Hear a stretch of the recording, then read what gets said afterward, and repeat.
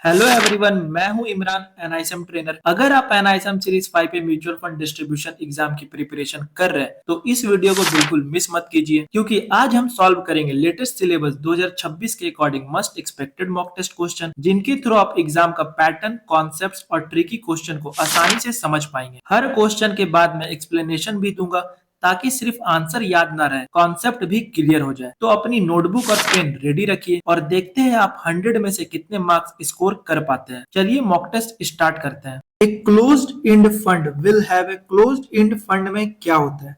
पहला ऑप्शन है fixed dividend pay out ratio, दूसरा ऑप्शन है फिक्स्ड यूनिट कैपिटल, तीसरा ऑप्शन है फिक्स्ड नेट एसेट वैल्यू, चौथा ऑप्शन है फिक्स्ड एसेट अंडर मैनेजमेंट। तो इसका राइट आंसर है fixed unit capital. Close end scheme सिर्फ एनएफओ पीरियड में ही यूनिट इशू करते हैं।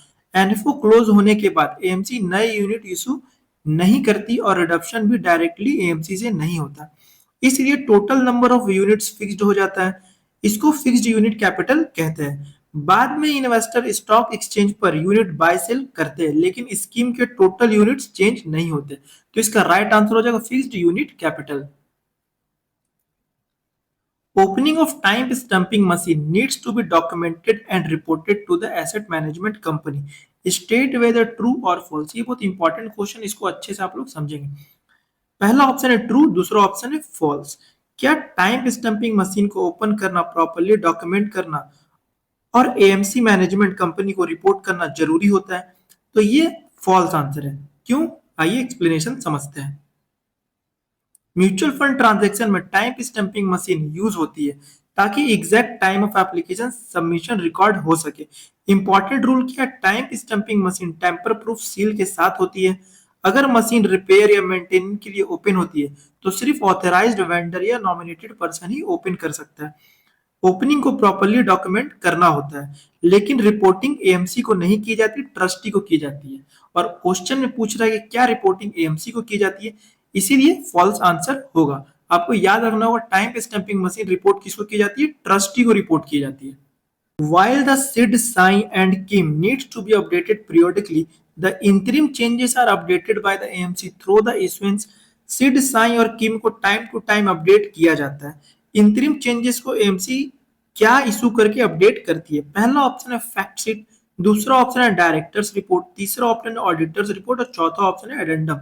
तो हम लोग पढ़ चुके हैं कि कुछ भी इंतरिम चेंजेस होता है तो वो एडेंडम के थ्रू होता है। तो इसका राइट आंसर हो जाएगा फोर्थ नंबर वाला एडेंडम। म्यूचुअल फंड स्कीम का मेन डॉक्यूमेंट होता है सिड, साई एंड किम। ये document time to time update होते हैं, लेकिन अगर बीच में कोई चेंजेस हो जाए यानी इंतरिम चेंजेस तो एएमसी एडेंडम यूज करती है। एडेंडम क्या होता है? एक सप्लीमेंट्री अपडेट जो डॉक्यूमेंट होता है जो एग्जिस्टिंग डॉक्यूमेंट में टेम्परेरी या इंतरिम चेंजेस बताता है। मतलब कि कोई भी डॉक्यूमेंट में सिड, साई, किम में अगर कोई चेंजेस हो रहा है तो वो एडेंडम के थ्रू बताया जाता है। वो चेंजेस क्या क्या हो सकते हैं? Expense ratio change, fund manager change, address change, load structure change. ये एडेंडम डॉक्यूमेंट सिड एंड किम के साथ अटैच या सर्कुलेट किया जाता है। तो एग्जाम में ये भी क्वेश्चन पूछ दिया जाता है कि एडेंडम किस डॉक्यूमेंट के साथ सर्कुलेट किया जाता है? तो सिड एंड किम के साथ सर्कुलेट किया जाता है। तो इसका राइट आंसर हो जाएगा addendum. In case of an index fund, the minimum investment in securities of a particular index which is replicated and tracked shall be। Index fund के केस में किसी पर्टिकुलर इंडेक्स जो रिप्लिकेट एंड ट्रैक किया जा रहा है कि securities में मिनिमम इन्वेस्टमेंट कितना परसेंट होगा। कोई भी इंडेक्स फंड अगर उसके वो अपने फंड को ट्रैक करता है तो कितना परसेंट वो टोटल एसेट्स में इन्वेस्ट करेगा। तो पहला ऑप्शन है 80% ऑफ द टोटल एसेट, दूसरा option 85% of the total asset, तीसरा option 90% of the total asset, चौथा option 95% of the total asset. तो इसका राइट आंसर है 95% of the total assets. Index fund एक पैसिव म्यूचुअल फंड होता है जो किसी स्पेसिफिक मार्केट इंडेक्स को रेप्लिकेट या ट्रैक करता है। इसका ऑब्जेक्टिव होता है इंडेक्स के रिटर्न को क्लोजली मैच करना। मिनिमम 95% एसेट्स उस इंडेक्स के सिक्योरिटीज में इन्वेस्ट होना चाहिए जिसे फंड ट्रैक कर रहा है। बाकी का जो रिमेनिंग 5% होता है वो कैश में, मनी मार्केट इंस्ट्रूमेंट या लिक्विडिटी मैनेजमेंट के लिए यूज हो सकता है। तो इसका राइट आंसर है 95% of the total assets. Dash investment style means buying stock which are priced lower in the market than the assessment based on fundamental analysis। Dash investment style का मतलब है ऐसे स्टॉक्स खरीदना जो मार्केट में उनकी fundamental analysis के हिसाब से कम प्राइस पर मिल रहे होते हैं। पहला ऑप्शन है ग्रोथ, दूसरा ऑप्शन है ब्लेंड, तीसरा ऑप्शन है वैल्यू और चौथा ऑप्शन है साइक्लिक। तो इसका राइट आंसर है वैल्यू। वैल्यू इन्वेस्टिंग का मतलब होता है ऐसे स्टॉक खरीदना जो मार्केट में अपनी रियल वैल्यू से सस्ते मिल रहे हो। फंडामेंटल एनालिसिस के बेसिस पर एनालिस्ट को लगता है कि स्टॉक की एक्चुअल वैल्यू मार्केट प्राइस से ज्यादा है, इसलिए इन्वेस्टर उस स्टॉक को अंडर वैल्यू समझकर बाय करता है। मार्केट ने अभी तक कंपनी की ट्रू वैल्यू रिकॉग्नाइज नहीं की है। जब मार्केट उस स्टॉक को रियलाइज करेगा तो स्टॉक का प्राइस इंक्रीज होगा। इसीलिए पहले से ही स्टॉक को खरीदा जाता है जिसका वैल्यू लगता है कि रिसर्च के बाद कि अभी उसका वैल्यू मार्केट के जितना प्राइस होना चाहिए उस प्राइस से कम है। तो इसका राइट आंसर हो जाएगा value. Which is the source scheme in a systematic transfer plan STP?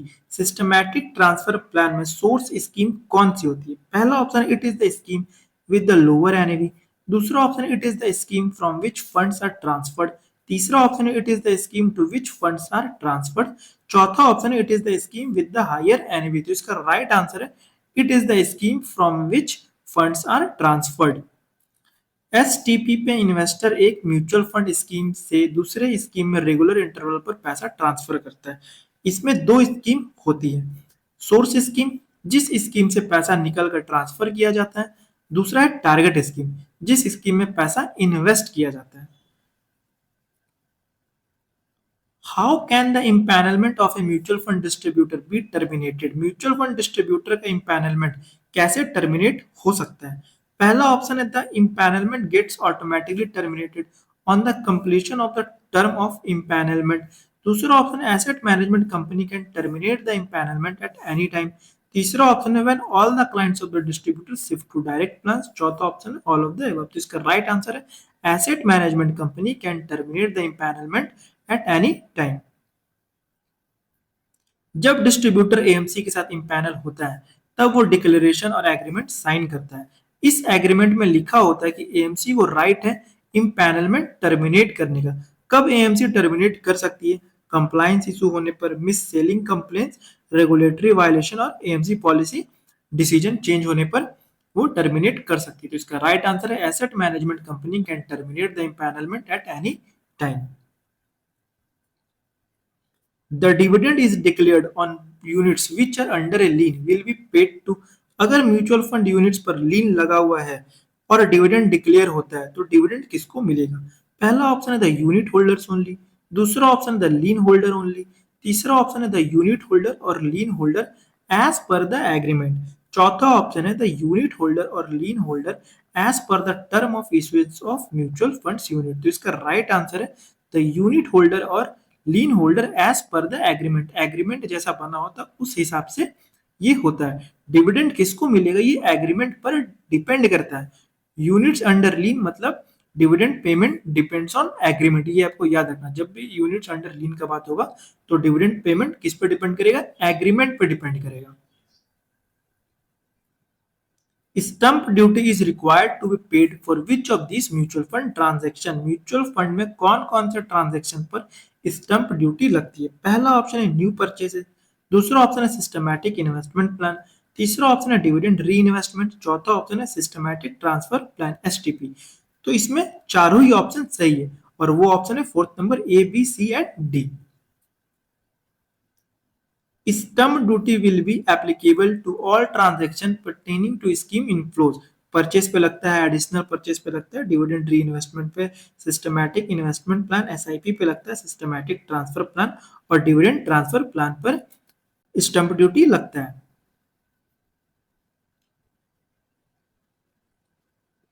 Which of these statements are true with respect to time stamping on mutual fund documents? Mutual fund document में time stumping से related कौन कौन से statement सही है? पहला option है time stumping is relevant for non financial mutual fund transaction. तो ये ऑप्शन गलत है क्योंकि टाइम स्टंपिंग फाइनेंशियल ट्रांजैक्शन पर लगता है। दूसरा ऑप्शन है the daily time stumping of application does not start with serial 1। तो ये राइट है, जरूरी नहीं है कि सीरियल 1 से स्टार्ट हो। तीसरा ऑप्शन है breakdown of time stamping machine process और breaking of seal is mandated to be duly recorded and reported to the trustee. तो कुछ भी अगर गड़बड़ी होता है, टाइम स्टैंपिंग मशीन खराब होता है, उसको ठीक किया जाता है, तो वो रिपोर्ट किसको किया जाता है? ट्रस्टी को रिपोर्ट किया जाता है। तो ये भी ऑप्शन सही है। तो B and C are true, इसका राइट आंसर हो जाएगा B and C are true. Option A क्यों गलत है? Time stamping is relevant for non financial mutual fund transaction. ये ऑप्शन गलत है, क्योंकि नॉन फाइनेंशियल ट्रांजैक्शन का मतलब होता है address change, bank change, nomination change. Time stamping important इसमें नहीं होता, इसमें सिर्फ डेट स्टैंपिंग इंपॉर्टेंट होता है। दूसरा ऑप्शन है the daily time stamping of application does not start with serial 1। Time stamping machine continue numbering system follow करती है, डेली सीरियल 1 से स्टार्ट नहीं होता नंबरिंग, इसलिए बी करेक्ट है। तीसरा ऑप्शन है breakdown of time stamping process must be recorded and reported to trustee. तो ये राइट है। Time stamping machine tamper proof seal के साथ होती है। अगर मशीन खोली जाती है, मतलब रिपेयर या मेंटेन होती है, तो उसका जो रिकॉर्ड मेंटेन करना पड़ता है, उसको जो रिपोर्ट करना पड़ता है, वो ट्रस्टी को रिपोर्ट करना पड़ता है।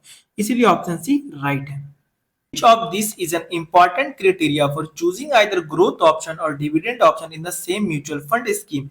जब एक ही म्यूचुअल फंड स्कीम में ग्रोथ ऑप्शन और डिविडेंड ऑप्शन अवेलेबल हो, तो इन्वेस्टर को कौन सा फैक्टर देखकर चूज करना चाहिए?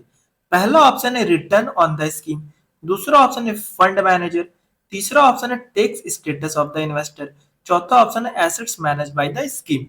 तो इसका राइट आंसर है tax status of the investor. Growth और डिविडेंड ऑप्शन में मेजर डिफरेंट टैक्सेशन का होता है। इन्वेस्टर का टैक्स ब्रैकेट इंपॉर्टेंट होता है। ग्रोथ ऑप्शन में डिविडेंड नहीं मिलता, प्रॉफिट री इन्वेस्ट हो जाता है, एनएवी बढ़ता है। टैक्स कब लगता है? यूनिट सेल करने पर। और डिविडेंड ऑप्शन में एएमसी टाइम टाइम पर डिविडेंड डिस्ट्रीब्यूट करती है, डिविडेंड पर टैक्स लग सकता है। High tax bracket investor usually growth option prefer करते हैं। तो इसका राइट आंसर है tax status of the investor.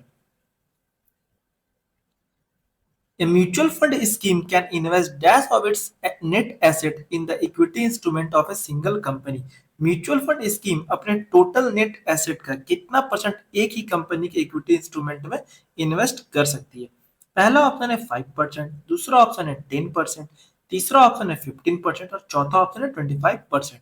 तो इसका राइट आंसर है 10%। Mutual fund scheme single company के इक्विटी में मैक्सिमम 10% नेट एसेट तक इन्वेस्ट कर सकती है। इसका पर्पस होता है डाइवर्सिफिकेशन और रिस्क कंट्रोल। अगर फंड एक ही कंपनी में ज्यादा पैसा लगा दे तो रिस्क बहुत बढ़ जाएगा, इसलिए सेबी ने लिमिट रखी है 10%। If an investor claims his unclaimed redemption amount after 3 years, then the payment will be based on the, अगर इन्वेस्टर अपना रिडम्पशन अमाउंट 3 साल के बाद क्लेम करता है, तो पेमेंट किस एनएवी के बेसिस पर मिलेगा? पहला ऑप्शन है average of the NAV that is current NAV and NAV eight the time of original redemption, दूसरा ऑप्शन है करंट एनएवी, तीसरा ऑप्शन है NAV at the end of 3 years और चौथा ऑप्शन है NAV eight the time of original redemption. तो इसका right answer NAV at the end of 3 years. Mutual fund में अगर इन्वेस्टर रिडम्पशन का पैसा टाइम पर क्लेम नहीं करता, तो उसके लिए रूल्स होते हैं।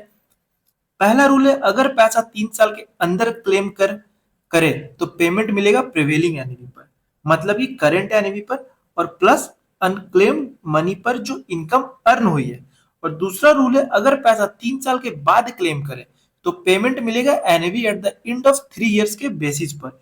इसके बाद एनएवी इंक्रीज होने पर भी इन्वेस्टर को बेनिफिट नहीं मिलता। एग्जाम्पल में जैसे कि रिडक्शन लगाया तो एनएवी उस टाइम है 100 रुपीज, 3 साल बाद एनएवी है 120 रुपीज और 5 साल बाद एनएवी है 150 रुपीज। अगर इन्वेस्टर 5 साल बाद क्लेम करे तो पेमेंट किस पे मिलेगा? 3 साल के बाद वाले एनएवी पे, मतलब कि पेमेंट मिलेगा 120 एनएवी के बेसिस पर, ना कि 150 एनएवी पर। तो उसको 20 रुपया जो हुआ, जो 2 साल का जो डिफरेंस में 20 रुपया बढ़ा, उस पर उसको कुछ भी बेनिफिट नहीं मिला, क्योंकि प्रिवेलिंग एनएवी पर उसको पैसा नहीं मिल रहा है। 3 साल के अंदर जब इन्वेस्ट करेगा तो फिर उसको प्रिवेलिंग एनएवी में मरेगा, यानी करंट एनएवी, और 3 साल के बाद उसको eight the time of 3 years के बेसिस पर मिलता है। तो ये आप लोग को याद रखना होगा। The choice of benchmark for a debt scheme could be chosen on the basis of debt. Mutual fund का बेंचमार्क किस बेसिस पर चूज किया जाता है? पहला ऑप्शन है स्कीम साइज, दूसरा ऑप्शन है स्कीम टाइप, तीसरा ऑप्शन है इन्वेस्टमेंट यूनिवर्स। और इसका आंसर क्या होगा? Both 1 and 2, both 2 and 3, both 1 and 3, या फिर ऑल ऑफ द एबव, मतलब कि 1, 2 और 3 तीनों ही ऑप्शन राइट है। तो इसका राइट आंसर है बोथ 2 एंड 3। डेट स्कीम का बेंचमार्क मेनली दो चीजों पर डिपेंड करता है, स्कीम टाइप पर और इन्वेस्टमेंट यूनिवर्स पर, इसलिए इसका राइट आंसर है both 2 and 3। Unit holders have the right to inspect key documents like dash with respect to their mutual fund investment। Mutual fund के यूनिट्स होल्डर को कौन कौन से इंपॉर्टेंट डॉक्यूमेंट्स इंस्पेक्ट करने के राइट होता है? पहला ऑप्शन है memorandum and article of association, दूसरा ऑप्शन है आरटीए एग्रीमेंट, तीसरा ऑप्शन है कस्टोडियल सर्विस एग्रीमेंट और चौथा ऑप्शन है ऑल ऑफ द एबव। तो इसका राइट आंसर है all of the above. Mutual fund investor को ट्रांसपेरेंसी और प्रोटेक्शन के लिए कुछ डॉक्यूमेंट इंस्पेक्ट करने के राइट दिए गए हैं, जैसे कि trust deed, investment management agreement, custodial service agreement, RTA agreement and memorandum and article of association. इसलिए इसका राइट आंसर है ऑल ऑफ द अबव। ये सारे डॉक्यूमेंट वो देख सकता है। Once the mutual fund units are pledged, the unit holder, अगर म्यूचुअल फंड यूनिट्स प्लेज्ड कर दी गई है तो यूनिट होल्डर्स क्या कर सकता है या क्या नहीं कर सकता? पहला ऑप्शन है can not sell the units, दूसरा ऑप्शन है can sell the units but after a period of 3 months, तीसरा ऑप्शन है can not sell the units but can switch the units to another scheme, तीसरा और चौथा option है can not do additional purchase in the same account. तो इसका right answer है can not sell the units. जब investor अपनी mutual fund units pledge करता है तो यूनिट्स बैंक या फिर एनबीएफसी के कंट्रोल में सिक्योरिटी के रूप में होती है। इस सिचुएशन में इन्वेस्टर यूनिट सेल नहीं कर सकता, इन्वेस्टर यूनिट स्विच भी नहीं कर सकता जब तक बैंक प्लेज रिटर्न एनओसी यानी कि नो ऑब्जेक्शन सर्टिफिकेट देकर प्लेज रिलीज ना करे। तो इस चीज का राइट आंसर है can not sell the unit. Among equity funds, focused funds carry dash risk as compared to diversified funds due to focused equity fund का risk diversified fund के comparison में कैसा होता है और क्यों? पहला ऑप्शन है lower and highly concentrated portfolio, दूसरा ऑप्शन है higher and highly concentrated portfolio, तीसरा ऑप्शन है lower and lower expenses of the fund, चौथा ऑप्शन है higher and investment in debt securities. तो इसका राइट आंसर है higher and highly concentrated portfolio. Diversified fund में क्या होता है, बहुत सारे स्टॉक में इन्वेस्ट और रिस्क भी डाइवर्सिफाइड हो जाता है। जैसे कि 100 कंपनीज में इन्वेस्ट किए, अगर 5 कंपनीज गिर भी जाए तो इम्पैक्ट कम होता है। लेकिन फोकस फंड में मैक्सिमम 30 स्टॉक ही होता है, पोर्टफोलियो हाई कंसंट्रेटेड होता है। 30 कंपनी में अगर इन्वेस्ट किए हैं और उसमें से 5-6 स्टॉक अगर गिर जाए तो पोर्टफोलियो पर बड़ा इम्पैक्ट पड़ेगा। इसीलिए इसका राइट आंसर है higher and highly concentrated portfolio. Which of the following function can an asset management company do in house? AMC कौन सा फंक्शन खुद कर सकती है? पहला ऑप्शन है कस्टोडियल सर्विस, दूसरा ऑप्शन है ब्रोकिंग, तीसरा option registrar and transfer agent. तो इसका राइट आंसर है registrar and transfer agent. AMC RTA का काम खुद भी कर सकती है या किसी एक्सटर्नल आरटीए कंपनी को अपॉइंट कर सकती है, जैसे कि कैम्स के फिनटेक। लेकिन एएमसी चाहे तो ये काम इंटरनली भी हैंडल कर सकती है। आरटीए क्या काम करता है? RTA investor related record maintain करता है, जैसे कि investor account records, unit allotment, deduction process, statement of accounts, transaction records. तो इसका राइट आंसर है registrar and transfer agent. Which debt scheme of mutual fund invest only in debt securities where money will be repaid within 91 days? कौन सा mutual fund date scheme सिर्फ उन securities में invest करती है जिनकी मैच्योरिटी 91 डेज के अंदर होती है? पहला ऑप्शन है मनी मार्केट फंड, दूसरा ऑप्शन है मीडियम टर्म डेट फंड, तीसरा ऑप्शन है फिक्स्ड मैच्योरिटी प्लान, चौथा ऑप्शन है लिक्विड फंड। इसका राइट आंसर है लिक्विड फंड्स का ही मैच्योरिटी 91 डेज होता है। लिक्विड फंड एक short term debt fund category होती है। लिक्विड फंड सिर्फ उन डेट और मनी मार्केट इंस्ट्रूमेंट में इन्वेस्ट करती है जिनकी मैच्योरिटी 91 डेज तक होती है। लिक्विड फंड इन्वेस्ट करते हैं किसमें? ट्रेजरी बिल में, commercial paper, certificate of deposit, short term money market instrument. तो इसका राइट आंसर है liquid funds 91 days maturity. Which exam has to be cleared to get the employee unique identification number from MP? MP से employ unique number identification number लेने के लिए कौन सा exam पास करना जरूरी होता है? पहला ऑप्शन है SEBI 5A mutual fund distribution certification examination, दूसरा ऑप्शन है AMFI 5A mutual fund distribution certification examination, तीसरा ऑप्शन है एनआईसम 5A mutual fund distributor certificate examination और चौथा ऑप्शन है एनआईसम 5B mutual fund distributor certificate foundation. तो इसका राइट आंसर है NISM 5A mutual fund distributor certification examination. EUIN लेने के लिए पहले एम्प्लॉय को एनआईएसएम सीरीज 5 पे एग्जाम क्लियर करना पड़ता है, जिसके लिए अभी आप लोग पढ़ रहे हैं एनआईएसएम सीरीज 5 पे एग्जाम क्लियर करना। उसके बाद एम्प्लॉय एनआईएसएम सीरीज 5 पे एग्जाम पास करता है जब, फिर एमफी में रजिस्ट्रेशन होता है और फिर एमफी EUIN अलॉट करता है। तो इसका राइट आंसर है NISM 5A mutual fund distributor certification examination. What is the investment range for the mutual fund house to invest in debt instrument for a balanced hybrid fund? Balanced hybrid fund में debt instrument में mutual fund कितना percent invest कर सकता है? पहला option है 20% and 40%, दूसरा option है 40% एंड 60%, तीसरा ऑप्शन है 10% एंड 30%, चौथा ऑप्शन है 20% एंड 50%। तो इसका राइट आंसर है 40% एंड 60%। अगर किसी बैलेंस्ड हाइब्रिड फंड का टोटल एसेट 100 करोड़ है तो इक्विटी में कितना इन्वेस्ट होगा? 40 करोड़ से 60 करोड़ और डेट में 40 करोड़ से 60 करोड़। अगर इक्विटी में 40 करोड़ हो रहा है तो डेट में 60 करोड़ होगा, और अगर इक्विटी में 60 करोड़ हो रहा है तो डेट में 40 करोड़ होगा। फंड मैनेजर मार्केट सिचुएशन के अकॉर्डिंग एलोकेशन एडजस्ट कर सकता है, लेकिन रेंज के अंदर ही, और रेंज क्या है? 40% से 60% बैलेंस्ड फंड में। Identify the transaction on which security transaction tax STT is applicable. Security transaction tax STT किस ट्रांजेक्शन पर लगता है? पहला ऑप्शन है purchase transaction of debt mutual fund, दूसरा ऑप्शन है purchase transaction of equity mutual fund, तीसरा option redemption transaction of debt mutual fund, और चौथा ऑप्शन है redemption transaction of equity mutual fund. तो इसका राइट आंसर है redemption transaction of equity mutual fund. STT सिर्फ इक्विटी ओरिएंटेड म्यूचुअल फंड के redemption या सेल पर लगता है। जब investor equity mutual fund units बेचता है तब एसटीटी लगता है। तो एसटीटी हमेशा इक्विटी म्यूचुअल फंड पे लगता है, वो भी सेल पे लगता है, ठीक है। और डेट म्यूचुअल फंड में एसटीटी नहीं लगता। तो एग्जाम में ये भी क्वेश्चन आ जाता है कि क्या डेट म्यूचुअल फंड पे एसटीटी लगता है सेल करने पे या बाय करने पे? तो डेट म्यूचुअल फंड में एसटीटी नहीं लगता, और एसटीटी जो चार्जेस है 0.001% है। तो आप लोग याद रखिएगा, ये क्वेश्चन बराबर एग्जाम में पूछा जाता है कि एसटीटी कब लगता है? तो redemption of equity mutual fund, equity mutual fund को बेचने पर लगता है। Gold prices are used as benchmark for, gold price को बेंचमार्क किस फंड के लिए यूज किया जाता है? पहला ऑप्शन है गोल्ड सेविंग फंड, दूसरा ऑप्शन है गिल्ट फंड, तीसरा ऑप्शन है गोल्ड माइनिंग कंपनीज फंड, चौथा ऑप्शन है ऑल ऑफ द एबव। तो इसका राइट आंसर है गोल्ड सेविंग फंड, क्योंकि गोल्ड सेविंग फंड में गोल्ड को ही बेंचमार्क माना जाए। गिल्ड फंड तो आपका गवर्नमेंट सिक्योरिटीज फंड हो गया। गोल्ड माइनिंग कंपनीज फंड मतलब कि जो कंपनी गोल्ड माइनिंग कर रही हो सकती है, कुछ और भी करती हो, तो वो नहीं हो सकता, और ऑल ऑफ द अबव तो होगा ही नहीं। तो इसका राइट आंसर है gold saving fund. Gold saving fund या gold ETF based fund directly gold में इन्वेस्ट करते हैं, इसलिए उनका परफॉर्मेंस गोल्ड प्राइस के साथ मूव करता है। एग्जाम्पल में समझते हैं, गोल्ड प्राइस अगर 10% बढ़ता है तो गोल्ड ईटीएफ या गोल्ड सेविंग फंड का रिटर्न भी अप्रॉक्स 10% के पास हो सकता है, इसलिए गोल्ड प्राइस ही उनका बेंचमार्क होता है।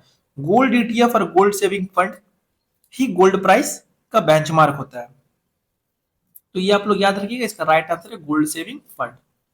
Identify the true statement with respect to addendum, addendum के रिगार्डिंग कौन कौन से स्टेटमेंट सही है? पहला ऑप्शन है addendum must accompany the KIM, ये ऑप्शन राइट है। दूसरा ऑप्शन है addendum is considered to be part of the scheme related documents, ये भी ऑप्शन सही है। तीसरा ऑप्शन है both of the above are true, यानी ऊपर का दो ऑप्शन सही है, तो यानी तीसरा नंबर ही इसका राइट आंसर होगा। आइए एक्सप्लेनेशन समझते हैं। एडेंडम एक ऑफिशियली अपडेट डॉक्यूमेंट होता है जो म्यूचुअल फंड डॉक्यूमेंट में टेम्पररी या इंटरिम चेंजेस बताता है। एडेंडम कब यूज होता है?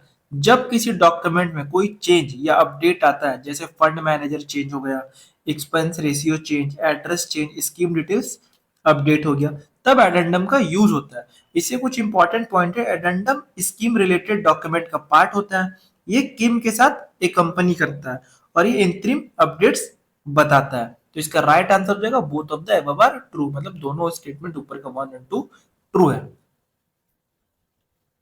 Identify which of these are non financial transaction mutual fund में कौन सा ट्रांजेक्शन नॉन फाइनेंशियल ट्रांजेक्शन होता है? पहला ऑप्शन है ट्रांसमिशन, तो ये नॉमिनी से रिलेटेड हो गया, ये नॉन फाइनेंशियल ट्रांजेक्शन। दूसरा ऑप्शन है नॉमिनेशन, इसमें भी फाइनेंस का कोई लेना देना नहीं, तो ये भी नॉन फाइनेंशियल ट्रांजेक्शन है। तीसरा ऑप्शन है प्लेज, ये भी नॉन फाइनेंशियल ट्रांजेक्शन हो गया। चौथा ऑप्शन है स्विच, तो इसमें परचेज भी होता है, रिडक्शन भी होता है, तो ये एक फाइनेंशियल ट्रांजेक्शन हो गया, तो ये नहीं है। तो अब ऑप्शन में देखना कि डी किसमें नहीं है, तो 2 नंबर जो आंसर है उसमें डी नहीं है, यानी यही इसका राइट आंसर है, ट्रांसमिशन, नॉमिनेशन और प्लेज।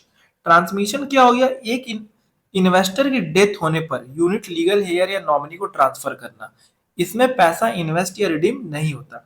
नॉमिनेशन क्या हो गया? इन्वेस्टर किसी पर्सन को नॉमिनी डिक्लेयर करता है ताकि फ्यूचर में यूनिट उसको ट्रांसफर हो सके, इसमें भी मनी मूवमेंट नहीं होता, तो ये भी नॉन फाइनेंशियल ट्रांजेक्शन हो गया। प्लेज क्या हो गया? म्यूचुअल फंड यूनिट्स को लोन के अगेंस्ट कोलेटरल के रूप में रखना, यूनिट सेम रहता है, सिर्फ सिक्योरिटी के रूप में मार्क हो जाती है। और स्विच क्या हो गया? स्विच एक फाइनेंशियल ट्रांजेक्शन, क्योंकि इसमें रिडक्शन होता है और फिर परचेस होता है, फंड ए से रिडीम होता है और फंड बी में इन्वेस्ट होता है। Which of this are consider as institutional group of investor? इनमें से कौन इंस्टीट्यूशनल इन्वेस्टर के ग्रुप में आते हैं? पहला ऑप्शन नॉन रेसिडेंट इंडियंस, तो ये इंडिविजुअल हो गए। दूसरा ऑप्शन है हिंदू अनडिविडेंड फैमिली, ये भी इंडिविजुअल में आ गए, इंस्टीट्यूशनल में नहीं आए। तीसरा ऑप्शन है हाई नेटवर्थ इंडिविजुअल, तो इसमें तो नाम में ही इंडिविजुअल है, तो ये इंडिविजुअल हो गए। चौथा ऑप्शन है कंपनीज, तो इंस्टीट्यूशनल ग्रुप कंपनीज ये एक ही होगा, तो इसका राइट आंसर है 4 नंबर कंपनीज। कंपनीज को इंस्टीट्यूशनल इन्वेस्टर या नॉन इंडिविजुअल इन्वेस्टर कहते हैं। कंपनी एक लीगल एंटिटी होती है जो ऑर्गेनाइजेशन के रूप में इन्वेस्ट करती है। इंडिविजुअल इन्वेस्टर कौन कौन होते हैं? NRI, HUF, HNI, retail investor, ये इंडिविजुअल इन्वेस्टर होते हैं। और इंस्टीट्यूशनल इन्वेस्टर कौन होते हैं? ये ऑर्गेनाइजेशन या एंटिटीज होते हैं, जैसे companies, bank, insurance company, pension fund. For a value fund, the minimum investment in equity and equity-related instrument is 50% of the total assets. State whether true or false. Value fund में minimum equity investment 50% होता है, क्या यह statement true है या false? तो ये statement false है, क्योंकि वैल्यू फंड में जो इक्विटी होता है वो 65% होता है। वैल्यू फंड को मिनिमम 65% एसेट, इक्विटी और इक्विटी रिलेटेड इंस्ट्रूमेंट में इन्वेस्ट करना होता है। वैल्यू फंड क्या करता है? Value fund under valued stock में इन्वेस्ट करता है, ऐसे स्टॉक जो अपनी रियल वैल्यू से कम प्राइस पर मिल रहे होते हैं। फंड मैनेजर एक्सपेक्ट करता है कि फ्यूचर में जब मार्केट एक्चुअल वैल्यू रिकॉग्नाइज करेगा तो प्राइस बढ़ेगा, इससे ही वैल्यू फंड कहते हैं। Mr. Amit wants to invest in a mutual fund scheme. He has to give the request for purchase specifying the mister Amit mutual fund में invest करना चाहते हैं। परचेस रिक्वेस्ट देते वक्त उन्हें क्या स्पेसिफाई करना होता है? पहला ऑप्शन है यूनिट्स ही वांट्स, दूसरा ऑप्शन है amounts he wants to invest, तो तीसरा ऑप्शन है लॉट्स ही वांट्स। तो जब भी हम इन्वेस्ट करते हैं एज ए इन्वेस्टर, अगर हम लोग सोचेंगे तो इसका आंसर इजीली मिल जाएगा। जब भी आप म्यूचुअल फंड में इन्वेस्ट करने जाते हैं तो आप क्या सोचते हैं? पहले यूनिट्स तो नहीं सोचते हैं, लॉट्स तो नहीं सोचते, यही सोचते हैं कितना अमाउंट से स्टार्ट करिए, कितना अमाउंट इन्वेस्ट करें। तो इसका राइट आंसर है amount he wants to invest. Mutual fund में परचेस रिक्वेस्ट अमाउंट के बेसिस पर होती है, यूनिट के बेसिस पर नहीं, क्योंकि यूनिट्स एनएवी के अकॉर्डिंग अलॉट होती है। जैसे एग्जांपल, अगर अमित इन्वेस्ट करे 10,000 और एनएवी हो 20 रुपए, तो यूनिट्स कितने मिलेंगे? 10,000 डिवाइड कर देंगे 20 से तो 500 यूनिट्स मिलेंगे। इन्वेस्टर को पहले से पता नहीं होता एनएवी क्या होगा, इसलिए इन्वेस्टर अमाउंट स्पेसिफाई करता है, यूनिट्स ऑटोमेटिकली कैलकुलेट हो जाती है। Which of the following is true for unclaimed dividend in mutual fund scheme? Mutual fund scheme में अगर डिविडेंड डिक्लेयर रह जाता है तो उस सिचुएशन में कौन सा स्टेटमेंट सही है? पहला ऑप्शन है asset management company is expected to make a continuous effort to remind the investor to claim their dues. दूसरा ऑप्शन है the responsibility for ensuring that the dues are claimed lies with the distributor in a dividend plan. तीसरा option है the responsibility for ensuring that the dues are claimed lies solely with the investor, तो इसका right answer है 1 number asset management company is expected to make a continuous effort to remind the investor to claim their dues. AMC की responsibility होती है कि वो investor को remind करे कि उनका डिविडेंड पेंडिंग है। एएमसी इन्वेस्टर को लेटर या कम्युनिकेशन भेजकर इन्फॉर्म करती है। एएमसी को इन्वेस्टर को रिमाइंड भेजना चाहिए। अनक्लेम्ड डिविडेंड का रिकॉर्ड मेंटेन करना चाहिए। एनुअल रिपोर्ट में अनक्लेम्ड अमाउंट डिस्क्लोज करना चाहिए। ये सारे कुछ एएमसी को करना चाहिए।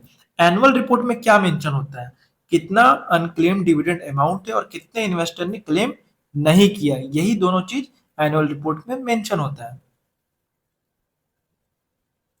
When a mutual fund distributor impanels with an AMC, he has to sign a declaration for dash. जब कोई म्यूचुअल फंड डिस्ट्रीब्यूटर किसी एएमसी के साथ इम्पैनल होता है तो उसे किस चीज का डिक्लेरेशन साइन करना होता है। पहला ऑप्शन है declaring the rebates given back to the investor. दूसरा ऑप्शन है ensuring that all employees who are selling mutual fund will have more than one ARN code. तीसरा ऑप्शन है guarantee of adding a minimum of 25 investors every month. चौथा option है commitment to avoid by statutory codes guidelines and circular. तो इसका right answer है 4 number वाला, commitment to avoid by statutory codes guidelines and circular. जब distributor AMC के साथ empanel होता है तो उसे डिक्लेरेशन साइन करना पड़ता है कि वो सेबी रूल्स फॉलो करेगा, वो एमफी गाइडलाइंस फॉलो करेगा, वो रेगुलेटरी सर्कुलर और इंस्ट्रक्शन फॉलो करेगा। तो इसका राइट आंसर है commitment to abide by statutory code guidelines and circulars. Which of this is a physical assets, इनमें से कौन सा एसेट्स रियल फिजिकल फॉर्म में एग्जिस्ट करता है। पहला ऑप्शन है बैंक डिपॉजिट, दूसरा ऑप्शन है units by real estate investment trust, तीसरा ऑप्शन है रियल एस्टेट, चौथा ऑप्शन है शेयर्स इन फिजिकल फॉर्म। तो इसका राइट आंसर है रियल एस्टेट। फिजिकल एसेट मतलब जो फिजिकली एग्जिस्ट करता है, जिन्हें हम टच और देख सकते हैं, जैसे कि लैंड हो गए, बिल्डिंग्स हो गए, गोल्ड हो गए। फाइनेंशियल एसेट्स मतलब पेपर, डिजिटल फॉर्म, ये सिर्फ वैल्यू रिप्रेजेंट करते हैं, फिजिकल चीज नहीं होती, जैसे कि bank FD, mutual fund, share, real estate investment trust units.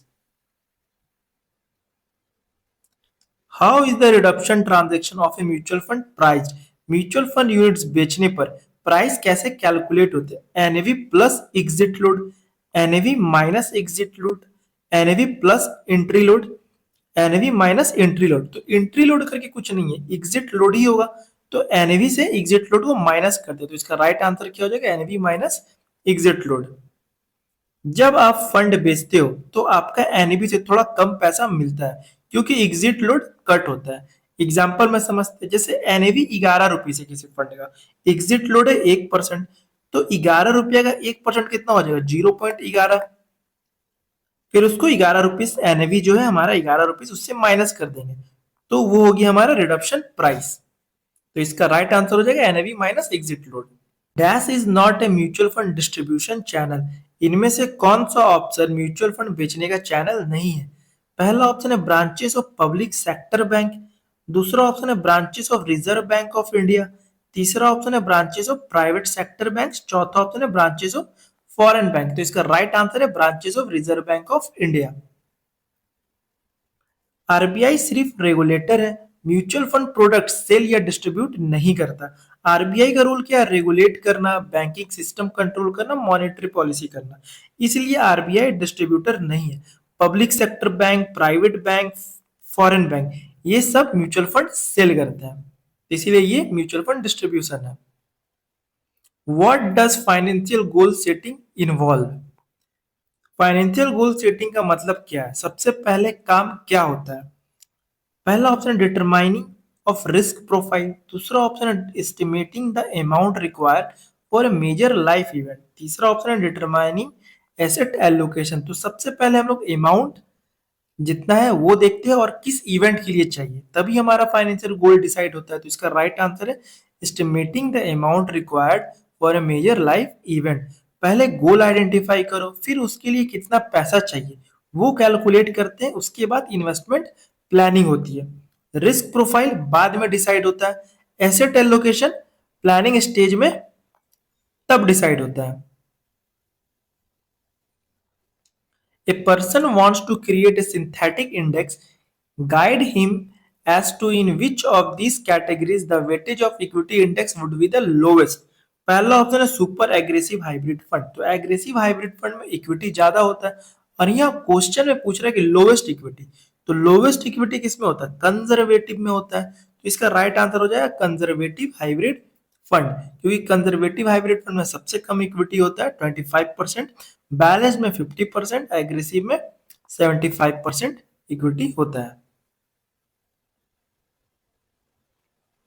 Which of this statement is true? पहला ऑप्शन है if the mutual fund units are held in demat form they can not be converted into physical form, तो ये option wrong है क्योंकि convert कर सकते हैं physical form में।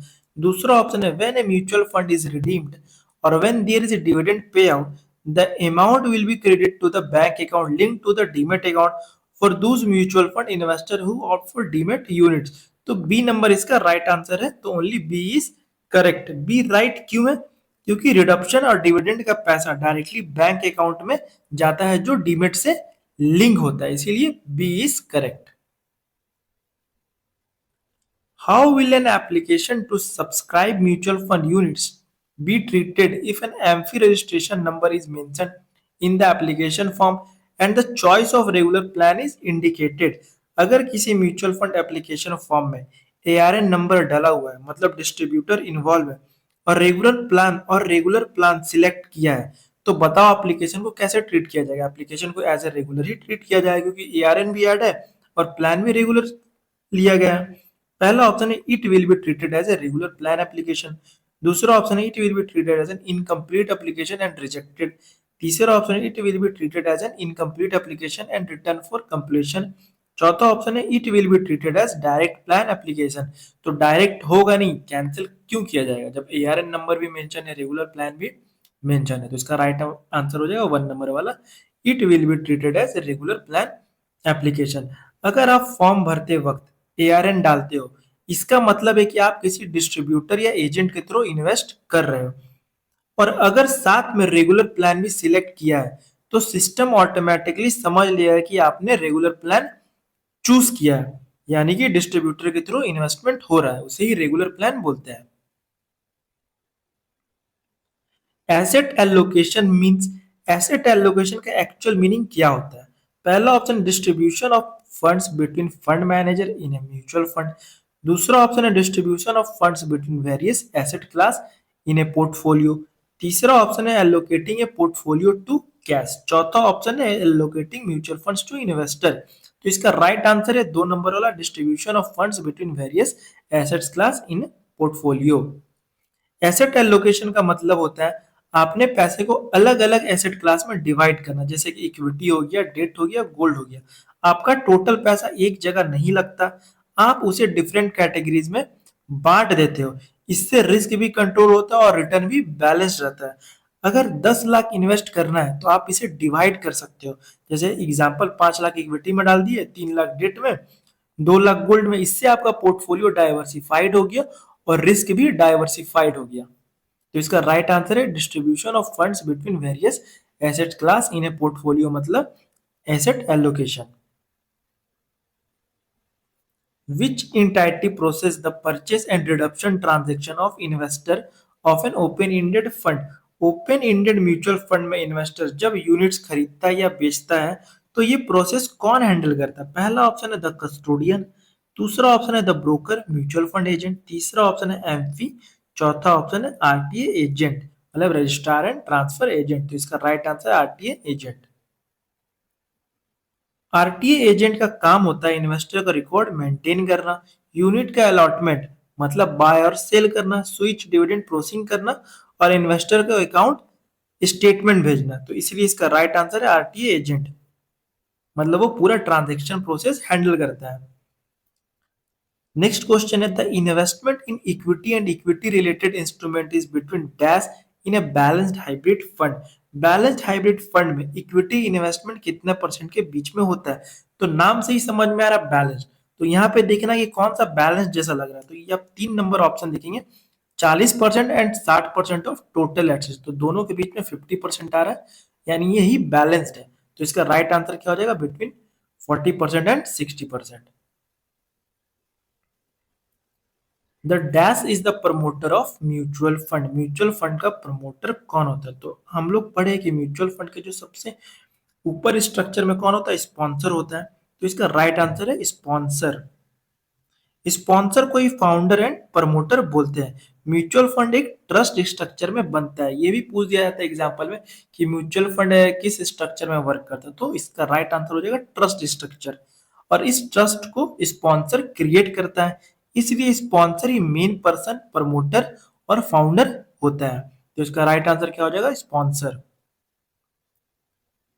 When an institutional investor is not allowed to invest in equity markets, then the mutual fund distributor can sell dash to such an investor.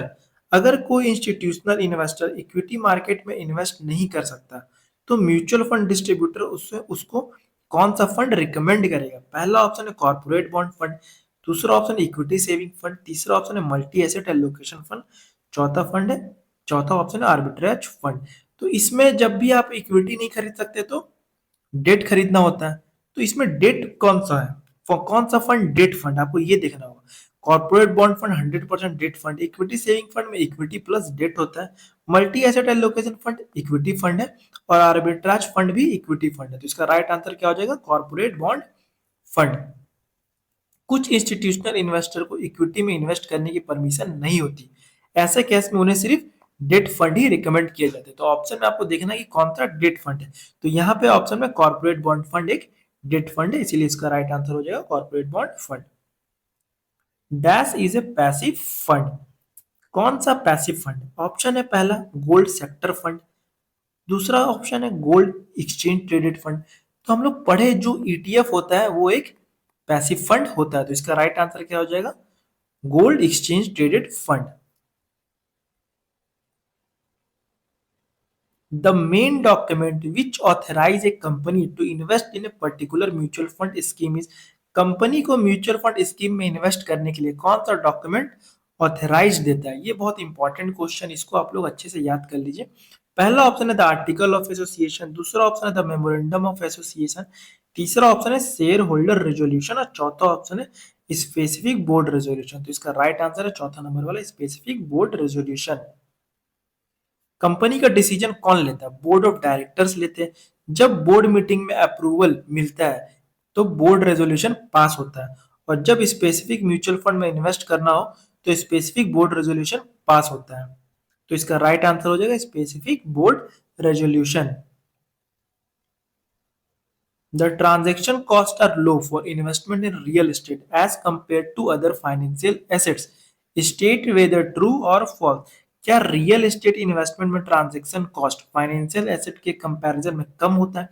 तो ये बिल्कुल फॉल्स है, क्योंकि रियल एस्टेट में ट्रांजैक्शन कॉस्ट ज्यादा होता है।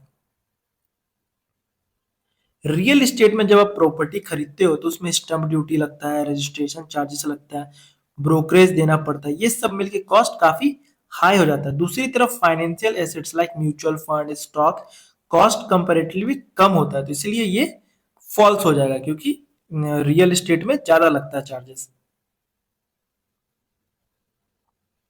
Mr. Mehta is a stock market investor. The stock market has had crashed recently. Mr. Mehta pulls back all his investment from the stock market because he fears that the market will fall again. Which bias is Mr. Mehta exhibiting? Mr. Mehta ने देखा market recently crash हुआ है, डर की वजह से उसने अपना सारा पैसा निकाल लिया। ये बिहेवियर कौन सा बायस दिखाता है? पहला ऑप्शन रिसेंसी बायस, दूसरा ऑप्शन ओवर कॉन्फिडेंस बायस, तीसरा ऑप्शन है कंफर्मेशन बायस, और चौथा ऑप्शन है हर्ड मेंटेलिटी। तो इसका जो रियल आंसर होगा वो रिसेंसी बायस होगा, क्योंकि रिसेंट इवेंट से ये रिलेटिव है, तो इसीलिए रिसेंसी बायस इसका राइट आंसर होगा। रेसेंसी बायस का मतलब क्या हो गया? जो अभी रिसेंट में हुआ है उसको ही फ्यूचर का बेस मान लेना। मार्केट गिरा तो लोग सोचते हैं गिरेगा, मार्केट बढ़ा तो लोग सोचते हैं अब मार्केट सिर्फ बढ़ेगा ही, बट ऐसा तो नहीं होता है। इसमें प्रॉब्लम क्या है? लोग प्रॉपर एनालिसिस नहीं करते, सिर्फ रिसेंट इवेंट पर डिसीजन लेते हैं। तो इसीलिए इसका राइट आंसर हो जाएगा recency bias. Long term capital gain is not taxed in which of this fund? कौन सा म्यूचुअल फंड ऐसा है जिसमें long term capital gain tax नहीं लगता है? पहला ऑप्शन है बैलेंस्ड एडवांटेज फंड, दूसरा ऑप्शन है बैलेंस्ड फंड, तीसरा ऑप्शन है डाइवर्सिफाइड इक्विटी फंड, ऑप्शन है both A and B, only C, only A, और लास्ट ऑप्शन है capital gains from all types of mutual fund are taxed subjected to certain condition. तो इसका right answer है last option capital gains from all types of mutual fund are taxed. subjected to certain condition. Long term capital gain tax mutual fund पर taxable होते हैं, लेकिन tax rate depend करता है fund type और holding period पर। जैसे कि अगर आप एक साल से ज्यादा होल्ड करते हो, इक्विटी ओरिएंटेड फंड में अगर आप एक साल से ज्यादा होल्ड करते हो तो 1,25,000 तक गेन टैक्स फ्री होता है। उस पर जो टैक्स लगता है वो कितना लगता है, 12.5%। इक्विटी म्यूचुअल फंड में थोड़ा टैक्स बेनिफिट मिलता है बट कंप्लीटली टैक्स फ्री नहीं होता है। Which expenses can be charged by the AMC to a mutual fund scheme? AMC कौन से एक्सपेंस म्यूचुअल फंड स्कीम से चार्ज कर सकती है? पहला option expenses which are incurred to manage the fund, expenses which are incurred to launch the fund, expenses which are incurred by the AMC, expenses which are incurred by the investor in buying the fund। तो हम लोग पढ़ चुके manage the fund, fund को manage करने के लिए वो एक्सपेंस चार्ज करती है, जिसे टोटल एक्सपेंस रेशियो भी कहते हैं। एएमसी फंड मैनेज करती है, इस मैनेजमेंट के लिए वो कुछ एक्सपेंस चार्ज करती है। ये एक्सपेंस इंक्लूड होते हैं फंड मैनेजर फी, रिसर्च कॉस्ट, एडमिनिस्ट्रेटिव कॉस्ट, ये सब मिलके बनते हैं टोटल एक्सपेंस रेशियो। तो इसका राइट आंसर हो जाएगा expenses which are incurred to manage the fund. Samita is a young investor and her parents advise her to invest in fixed deposit of bank so that these funds can be used for her retirement. If Samita follows her parents' advice, what risk does she face? Samita young है, उसको retirement के लिए FD suggest किया गया है और वो FD में इन्वेस्ट करेगी, तो उसको कौन सा रिस्क फेस करना पड़ेगा? पहला ऑप्शन है C has to select the correct bank which is financially strong. दूसरा ऑप्शन है there is a high risk of default in हर पोर्टफोलियो। तीसरा ऑप्शन है there is a risk of low return. चौथा ऑप्शन है there is no risk as fix deposit are quite safe. तो इसका राइट आंसर है there is a risk of low return, क्योंकि एफडी में रिटर्न थोड़ा कम होता है। एफडी यूजली लो रिटर्न देता है, पर जब आप इन्फ्लेशन को एडजस्ट करते हो तो रियल रिटर्न बहुत कम या कभी कभी निगेटिव भी हो जाता है। इसका मतलब है एफडी से वेल्थ ग्रो नहीं हो पाती, इसलिए रिटायरमेंट कॉर्पस बिल्ड करने में हेल्प नहीं करता। समीता यंग इन्वेस्टर है, उसके पास लॉन्ग टाइम हॉरिजिन है, तो उसको एफडी की जगह इन्वेस्ट करना चाहिए ग्रोथ स्टॉक या फिर इक्विटी म्यूचुअल फंड में। तो इसका राइट आंसर है there is a risk of low returns. Which of these investors will settle for lower returns as he/she prefers low level of risk? कौन सा इन्वेस्टर ऐसा होता है जो कम रिस्क लेना चाहता है और इसलिए कम रिटर्न से भी सेटिस्फाई हो जाता है? तो पहला ऑप्शन ए मॉडरेट इन्वेस्टर, दूसरा ऑप्शन ए कंजर्वेटिव इन्वेस्टर, तीसरा ऑप्शन है एन एग्रेसिव इन्वेस्टर, चौथा ऑप्शन है एन एडवेंचरस इन्वेस्टर।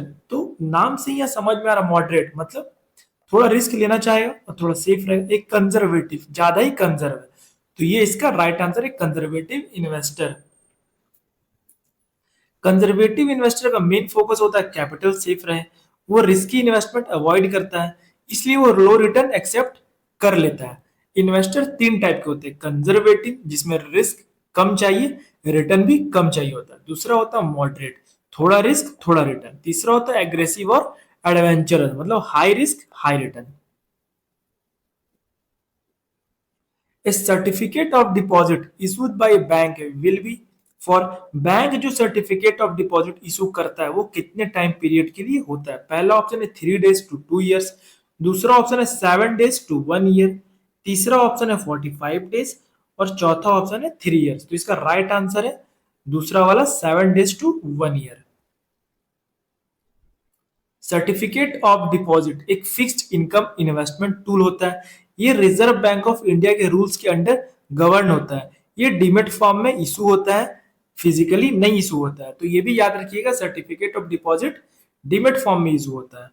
ये कैसे काम करता है? ये एक एग्रीमेंट होता है डिपॉजिटर और बैंक के बीच। आप पैसा डिपॉजिट करते हो, बैंक आपको फिक्स्ड इंटरेस्ट देता है, मतलब एफडी जैसा ही कॉन्सेप्ट है बट ट्रेडेबल इंस्ट्रूमेंट होता है। तो यहाँ याद दो चीज रखिएगा कि बैंक इशू करता है जो सर्टिफिकेट ऑफ डिपॉजिट, उसका जो टाइम होता है 7 days से 1 year तक होता है, और जो फाइनेंशियल इंस्टीट्यूट इशू करता है वो 1 year से 3 year तक होता है। तो एग्जाम में ये भी पूछ दिया जाता है कि बैंक का क्या टाइमिंग है और फाइनेंशियल इंस्टीट्यूट का क्या टाइमिंग है, और ये क्वेश्चन बहुत इंपॉर्टेंट एग्जाम में आ ही जाता है, तो इसको अच्छे से आप लोग याद कर लीजिएगा। A credible benchmark of a mutual fund scheme should be in sync with एक proper benchmark mutual fund scheme के किस किस चीज के साथ मैच होना चाहिए? पहला ऑप्शन है investment strategy of the scheme, दूसरा ऑप्शन है asset allocation pattern of the scheme, तीसरा ऑप्शन है investment objective of the scheme, चौथा ऑप्शन है ऑल ऑफ द एबव। तो इसका राइट आंसर है all of the above. Benchmark मतलब एक रेफरेंस इंडेक्स जिससे फंड का परफॉर्मेंस कंपेयर होता है, उसी को बेंचमार्क कहते हैं। बेंचमार्क सही तब होता है जब वो मैच करता है फंड के गोल से, फंड के एलोकेशन से और फंड के स्ट्रेटेजी से। इसलिए इसका राइट आंसर है all of the above. Identify the false statement. A mutual fund investing across many countries will keep its benchmark index, which is based on US equity markets. दूसरा option है for gold ETF, gold price will be the ideal benchmark. तो दूसरा option तो correct है और पहला option false है, क्योंकि सारे ही ग्लोबल फंड का बेंचमार्क यूएस इक्विटी मार्केट से तो बेस्ड नहीं हो सकता। तो इसका राइट आंसर है only one is false. Mutual fund का बेंचमार्क डिपेंड करता है कि स्कीम कहां इन्वेस्ट कर रही है। ग्लोबल फंड का बेंचमार्क यूएस इंडेक्स होगा, ये ऑप्शन गलत है, क्योंकि ग्लोबल फंड मल्टीपल कंट्रीज में इन्वेस्ट करते हैं, इसलिए बेंचमार्क भी मिक्स्ड और ग्लोबल इंडेक्स होना चाहिए, सिर्फ यूएस इंडेक्स यूज नहीं कर सकते हैं। गोल्ड ईटीएफ का बेंचमार्क गोल्ड प्राइस ही होता है, गोल्ड ईटीएफ डायरेक्टली गोल्ड को ट्रैक करता है, इसलिए बेंचमार्क भी गोल्ड ही होगा। तो बी ट्रू है और ओनली वन इज फॉल्स, इसका राइट आंसर है। Mutual funds can not distribute income dividend out of. Mutual fund किस सोर्स से डिविडेंड नहीं दे सकता? पहला option dividend which are received from equity investment, दूसरा ऑप्शन है unrealised appreciation in value of investment, तीसरा ऑप्शन है इनकम एक्रूअल्स, चौथा ऑप्शन है realised gain from sale of investment. तो इसका राइट आंसर है unrealised appreciation in value of investment. Mutual fund dividend सिर्फ रियल इनकम से देता है, पेपर प्रॉफिट या फिर अनरियलाइज्ड गेन से नहीं। डिविडेंड रिसिप्ट ये रियल इनकम है तो यहां से दे सकता है, इनकम एक्रूअल ये भी रियल इनकम है तो यहां से भी वो डिविडेंड देगा, रियलाइज्ड गेन भी रियल इनकम है मतलब प्रॉफिट बुक हो चुका है, तो इन सबसे डिविडेंड दिया जा सकता है। When does an investor in mutual fund have to provide information under the Foreign Account Tax Compliance Act (FATCA)? Investor को फटका डिटेल्स कब देनी पड़ती है? पहला ऑप्शन है when the investment is made through a foreign bank account, दूसरा option है when the investor's portfolio was a NRI account before change, तीसरा ऑप्शन है when the investor's place of birth is other than India, चौथा option है when the investor is a resident of USA or UK only। तो इसका right answer है when the investors place of birth is other than India. फटका का full form होता है foreign account tax compliance act. तो ये फुल फॉर्म आप लोग याद रखिए, एग्जाम में ये भी आता है, ये भी इंपॉर्टेंट क्वेश्चन है। ये मेनली फॉरेन टैक्स रिपोर्टिंग के लिए होता है। म्यूचुअल फंड में जब इन्वेस्टर का कनेक्शन फॉरेन कंट्री से होता है तब एक्स्ट्रा डिटेल्स देनी पड़ती है। तो इसका राइट आंसर है when the investor place of birth is other than India. Recency bias applies to dash events. Recency bias किन इवेंट्स पर अप्लाई होता है? पहला ऑप्शन ओनली पॉजिटिव, दूसरा ऑप्शन है ओनली निगेटिव, तीसरा ऑप्शन है बोथ पॉजिटिव एंड निगेटिव। तो इसका राइट आंसर है बोथ पॉजिटिव एंड निगेटिव। आइए एक्सप्लेनेशन समझते हैं। रेसेंसी बायस का मतलब होता है कि रिसेंट इवेंट का इफेक्ट डिसीजन मेकिंग पर बहुत ज्यादा होता है। अगर रिसेंट एक्सपीरियंस पॉजिटिव है, लोग सोचते हैं फ्यूचर भी वैसा ही होगा। अगर रिसेंट एक्सपीरियंस निगेटिव है, लोग डर जाते हैं और सेफ इन्वेस्टमेंट चूज करते हैं, मतलब लोग पास्ट को फ्यूचर जैसा मान लेते हैं। तो इसका राइट आंसर है both positive and negative. An addendum has to be issued for changes in. Addendum किस डॉक्यूमेंट में चेंज होने पर इशू किया जाता है? पहला ऑप्शन है फंड फैक्ट शीट, दूसरा ऑप्शन है half yearly result of the mutual fund, तीसरा ऑप्शन है स्कीम इंफॉर्मेशन डॉक्यूमेंट, चौथा ऑप्शन है स्टेटमेंट ऑफ एडिशनल इंफॉर्मेशन। तो इसका राइट आंसर है scheme information document SID seed. अगर सीड में कोई चेंजेस होता है तो एएमसी को एडेंडम इशू करना पड़ता है, एएमसी वेबसाइट पर पब्लिश करना पड़ता है। तो इसका right answer scheme information document SID. Which of this fund will generally have a higher fund management cost? कौन सा फंड जनरली सबसे ज्यादा फंड मैनेजमेंट कॉस्ट चार्ज करता है? पहला ऑप्शन है डेट फंड, दूसरा ऑप्शन है पैसिव इक्विटी फंड, तीसरा ऑप्शन है एक्टिव इक्विटी फंड और चौथा ऑप्शन इक्विटी इंडेक्स फंड। तो तीसरा ऑप्शन आप देखेंगे तो एक्टिव इक्विटी फंड, मतलब इस फंड को मैनेज करने के लिए फंड को ज्यादा एक्टिव रहना पड़ता है, एक्टिवली मैनेज करना पड़ता है, जिसके कारण इसका मैनेजमेंट कॉस्ट हाई होता है। तो इसका राइट आंसर है active equity fund. Active equity fund में fund manager actively stock select करते हैं, कंपनीज का research, market analysis, stock buy और सेल करना, पोर्टफोलियो रिबैलेंस करना। इस वजह से जो रिसर्च कॉस्ट होता है, transaction cost, portfolio management cost सब ज्यादा होता है। इसलिए एक्टिव इक्विटी फंड का एक्सपेंस रेशियो जनरली ज्यादा होता है। Which of these information is not contained in the scheme information document SID? SID में कौन सी इंफॉर्मेशन इंक्लूड नहीं होती? पहला ऑप्शन है name of securities in the schemes portfolio, दूसरा ऑप्शन है investment objective of the scheme, तीसरा ऑप्शन है risk factor of the scheme, चौथा ऑप्शन है पोर्टफोलियो फीचर्स। तो इसका राइट आंसर है name of securities in the schemes portfolio. Portfolio में कौन कौन से स्टॉक या बॉन्ड्स है, ये इंफॉर्मेशन सीड में नहीं होती। ये इंफॉर्मेशन मिलती है फंड फैक्ट सीट में, क्योंकि portfolio time to time change होता रहता है, इसलिए उसे सीड में फिक्स नहीं किया जाता और सीड इशू होता है एवरी 6 मंथ। दैट्स वाई उसको सीड में नहीं डाला जाता, उसको फंड फैक्ट सीट में, fund fact seat monthly basis पर इशू किया जाता है। बट ये कोई मैंडेटरी डॉक्यूमेंट नहीं, ये वॉलेंट्री डॉक्यूमेंट है, तो ये भी एग्जाम में क्वेश्चन आया जाता है। Identify the false statement with respect to benchmark for mutual fund scheme. Mutual fund benchmark के रिगार्डिंग कौन सा स्टेटमेंट फॉल्स है? पहला option a multi cap fund can have a Nifty 500 index at its benchmark, दूसरा option है a multi cap fund can have a BSE Sensex at its benchmark. तो only A is false, only B is false, both A and B are false and none of the above. तो इसका right answer only B is false. आइए इसका explanation समझते हैं। Nifty 500 मतलब large cap भी है, उसमें मिड कैप भी है और स्मॉल कैप स्टॉक भी है। मल्टी कैप फंड इन्वेस्ट करता है किसमें? लार्ज कैप में भी करता है, मिड कैप में भी करता है, स्मॉल कैप में भी करता है। इसलिए निफ्टी 500 एक परफेक्ट बेंचमार्क है मल्टी कैप फंड के लिए, इसलिए स्टेटमेंट ए सही है। और यहाँ पूछ रहा है कि कौन सा फॉल्स है। अब दूसरा ऑप्शन है बीएसई सेंसेक्स में सिर्फ 30 लार्ज कैप कंपनीज होती है, सिर्फ large cap exposure mid small cap cover नहीं करता, लेकिन मल्टी कैप फंड में लार्ज भी होता है, मिड भी होता है, स्मॉल कैप होते हैं, इसलिए सेंसेक्स मल्टी कैप के लिए सुटेबल बेंचमार्क नहीं है। यानी कि स्टेटमेंट बी जो है वो गलत है, इसलिए इसका right answer only B is false. Diversified equity funds are less risky compared to thematic funds in term of desk risk.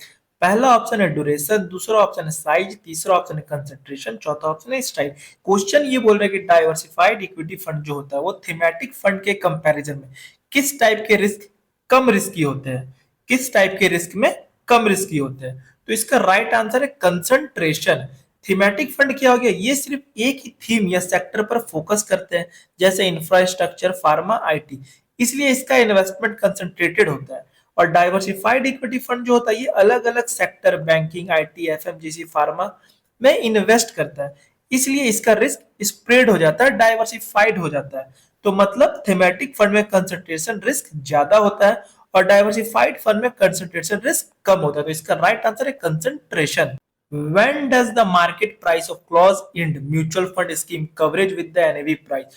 Closed-ended mutual fund का मार्केट प्राइस कब NAV के बराबर होता है? पहला ऑप्शन है during the new fund offer, दूसरा option है before the new fund offer, तीसरा ऑप्शन है टुवर्ड्स मैच्योरिटी, चौथा ऑप्शन है इट नेवर कवरेजेस। तो इसका राइट आंसर है टुवर्ड्स मैच्योरिटी। मैच्योरिटी आते ही प्राइस और NAV मिल जाते हैं। जब फंड मैच्योरिटी के पास आता है, इन्वेस्टर को पता होता है कि मैच्योरिटी पर एनएवी के हिसाब से पैसा मिलेगा, मार्केट प्राइस धीरे धीरे एनएवी के पास आने लगता है, डिफरेंस कम हो जाता है, इंड में मार्केट प्राइस इक्वल हो जाता है एनएवी के। जैसे कि एनएवी 100 रुपीज और मार्केट प्राइस 90 रुपीज है, जैसे ही मैच्योरिटी पास आएगी तो वो मार्केट प्राइस 90 से 95 हो जाएगा, फिर 98 और जो उसका एनएवी 100 के इक्वल हो जाएगा जैसे मैच्योरिटी आएगा। तो फाइनली इक्वल हो जाता है दोनों मैच्योरिटी के टाइम पे। The net asset value of a segregated portfolio has to be declared on segregated portfolio का NAV कितनी फ्रीक्वेंसी पर डिक्लेयर किया जाता है? पहला ऑप्शन है daily basis after the credit event, दूसरा ऑप्शन है weekly basis after the credit event, तीसरा ऑप्शन है monthly basis after the credit event और चौथा ऑप्शन है NAV need to be declared. तो इसका राइट आंसर है daily basis after the credit event. Segregated portfolio क्या होता है? जब डेट फंड में क्रेडिट इवेंट होता है, जैसे कंपनी डिफॉल्ट कर जाए, तो उसे रिस्की एसेट को अलग कर दिया जाता है, इसे बोलते हैं सेग्रीगेटेड पोर्टफोलियो। सेग्रीगेटेड पोर्टफोलियो का एनएवी डेली बेसिस पर डिक्लेयर होता है, इसलिए इसका राइट आंसर है daily basis after the credit event. Dash is not included in the fundamental attributes of a mutual fund scheme. Mutual fund के fundamental attributes में कौन सी चीज इंक्लूड नहीं होती? पहला ऑप्शन है एग्जिट लोड, दूसरा ऑप्शन है liquidity provision such as listing repurchase reduction, तीसरा ऑप्शन है aggregated fees and expense charge to the scheme, चौथा ऑप्शन है एनी सेफ्टी नेट और गारंटी प्रोवाइडेड। तो इसका राइट आंसर है एग्जिट लोड्स। फंडामेंटल एट्रीब्यूट्स क्या होते हैं? ये वो कोर फीचर्स होते हैं जो स्कीम को डिफाइन करते हैं। सेबी के अकॉर्डिंग फंडामेंटल एट्रीब्यूट्स में आता क्या क्या है? स्कीम के टाइप, इन्वेस्टमेंट ऑब्जेक्टिव, लिक्विडिटी मतलब कि रिडक्शन और listing, fees and expenses, safety net and guarantee. तो इसका राइट आंसर है exit load. Exit load fundamental attributes में नहीं आते हैं। What is the purpose of credit enhancement in case of securitized transaction? Securitization transaction में credit enhancement का purpose क्या होता है? पहला ऑप्शन है पेमेंट ऑफ हायर कूपन, दूसरा ऑप्शन है जनरेटिंग कैपिटल गेन, तीसरा ऑप्शन है हायर क्रेडिट वर्थनेस। तो इसका राइट आंसर है हायर क्रेडिट वर्थनेस।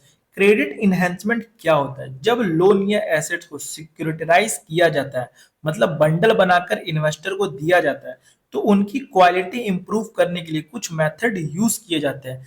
इस प्रोसेस को बोलते हैं क्रेडिट इनहेंसमेंट। इसका मेन पर्पस होता है रिस्क कम करना, डिफॉल्ट का रिस्क रिड्यूस करना, रेटिंग इंप्रूव करना, मतलब इन्वेस्टमेंट को ज्यादा सेफ और रिलायबल बनाना। अगर किसी लोन पूल की रेटिंग है ट्रिपल बी, तो क्रेडिट इनहेंसमेंट के बाद वो ए हो सकता है या फिर डबल ए में कन्वर्ट हो सकता है। इससे इन्वेस्टर का ट्रस्ट बढ़ता है। तो इसका राइट आंसर है higher credit worthiness. When is the scheme information document updated? Scheme information document frequently कब अपडेट होता है? पहला ऑप्शन है एवरी ईयर, दूसरा ऑप्शन है एवरी मंथ, तीसरा ऑप्शन है एवरी 2 ईयर, चौथा ऑप्शन है एवरी 6 मंथ। तो इसका राइट आंसर है every 6 month. Scheme information document को हर 6 महीने यानी कि हाफ ईयरली अपडेट करना होता है, सितंबर एंड तक या फिर मार्च एंड तक, मतलब साल में 2 बार, ईयरली 2 बार अपडेट किया जाता है। Which of this is A passive fund? इनमें से कौन सा फंड पैसिव फंड है? पहला ऑप्शन है गोल्ड सेक्टर फंड, दूसरा ऑप्शन है गोल्ड माइनिंग कंपनीज फंड, तीसरा ऑप्शन है गोल्ड एक्सचेंज ट्रेडेड फंड, चौथा ऑप्शन है गिल्ड फंड। तो ये हम लोग पढ़ चुके हैं कि एक्सचेंज ट्रेडेड फंड जो होता है ईटीएफ, वो पैसिव फंड होता है। तो इसमें ईटीएफ कौन सा? गोल्ड एक्सचेंज ट्रेडेड फंड यानी गोल्ड ईटीएफ। तो इसका राइट आंसर है ओनली सी। पैसिव फंड क्या होता है? इंडेक्स को कॉपी करता है passive fund. Fund manager active stock selection नहीं करता, रिटर्न बेंचमार्क के इक्वल रहता है, जैसे कि निफ्टी इंडेक्स हो गया, ईटीएफ हो गया। Gold ETF directly gold price को ट्रैक करता है, ये इंडेक्स को फॉलो करता है, इसलिए ये पैसिव फंड होता है। Return from a fund is 9% and the risk-free rate is 5%. The standard deviation is 3. Beta is 1.6. What will the numerator for calculating the Sharpe ratio? Question पूछ रहा है कि शार्प रेशियो कैलकुलेट करते time ऊपर वाला part यानी कि numerator क्या होगा? तो पहले शार्प रेशियो को फॉर्मूला याद रखना होगा। शार्प रेशियो का फॉर्मूला होता है return earn minus risk free return divided by standard division. तो यहाँ पे रिटर्न अर्न है 9 और 9 को माइनस करेंगे 5 से और डिवाइड करेंगे 3 से। तो ऊपर वाला पूछ रहा तो आ जाएगा 4/3 और यहाँ पे पूछ क्या रहा है? यहाँ पे पूछ रहा न्यूमरेटर, तो न्यूमरेटर हो जाएगा 4, तो इसलिए इसका आंसर हो जाएगा 4। A mutual fund has the policy of imposing an exit load of 2% for reduction up to 1 year and 1% for reduction beyond 1 year. If an investor redeem 2000 unit at an NAV of ₹40 at the end of 6 months from the date of investment, what will be reduction amount receivable by the investor? यहाँ पे 1 साल से पहले redeem करने पे 2% exit load लग रहा है और 1 साल के बाद रिडीम करने पर 1%। बट यहाँ क्वेश्चन पूछ रहा है कि 2000 यूनिट को रिडीम किया गया है ₹40 पे 6 मंथ में, तो यानी कि 2% एग्जिट लोड लगेगा। तो इसका कैलकुलेशन ये होगा कि यूनिट्स को इनटू कर देंगे एनएवी से तो अमाउंट पता चल जाएगा। अब ये 80,000 अमाउंट पे यूनिट 2000 यूनिट को 40 से इंटू कर दिए यूनिट्स को एनएवी से, तो 80,000 अमाउंट निकल गया। अब उस पर लग रहा है 2% एग्जिट लोड, तो 80,000 का 2% निकल के आ जाएगा 1600 रुपीज।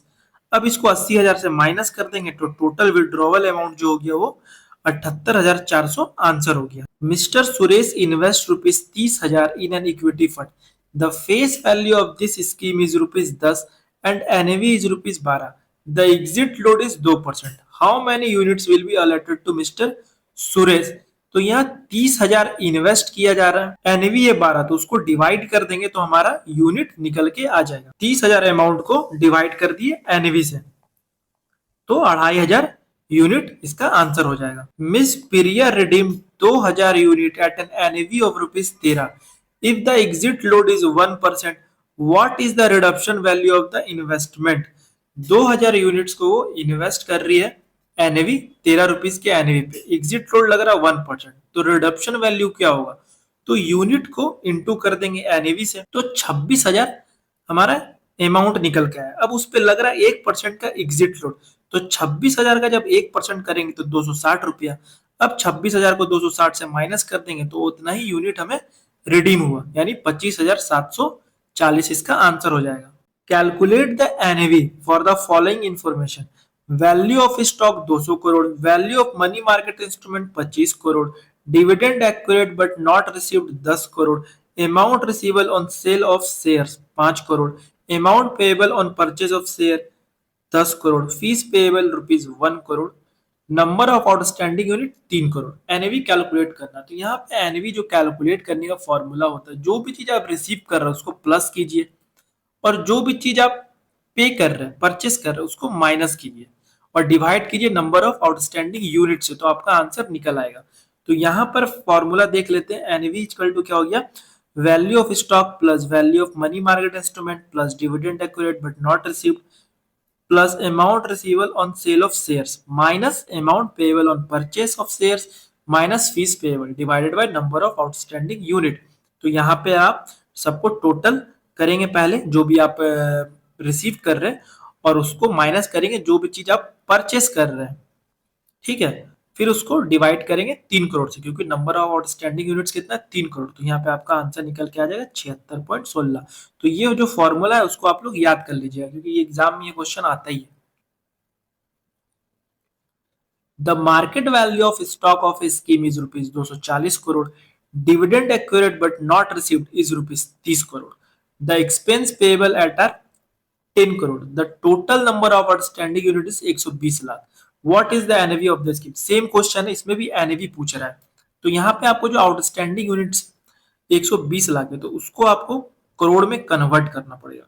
टोटल मार्केट वैल्यू दिया हुआ 240 करोड़ और डिविडेंड मिल रहा है कितना 30 करोड़ का, तो दोनों को प्लस करेंगे और जो एक्सपेंस है उससे माइनस कर देंगे तो आपका निकल करके आ जाएगा 260। अब उसको डिवाइड करना यूनिट से, तो यूनिट्स दिया हुआ 120 लाख उसको करोड़ में कन्वर्ट करेंगे तो 1.20 करोड़ यूनिट हो जाएगा। जब डिवाइड कर देंगे तो 216.66 एनवी निकल के आ जाएगा। Miss Shweta purchase through a distributor 5,000 units of a mutual fund scheme at a NAV of rupees 30। The current NAV of the scheme is rupees 28। What will the trail commission for today if the trail commission rate is 1% per annum. तो इस question में trail commission पूछा जा रहा है और trail commission हमेशा जो होता है वो करंट एनवी पे निकाला जाता है।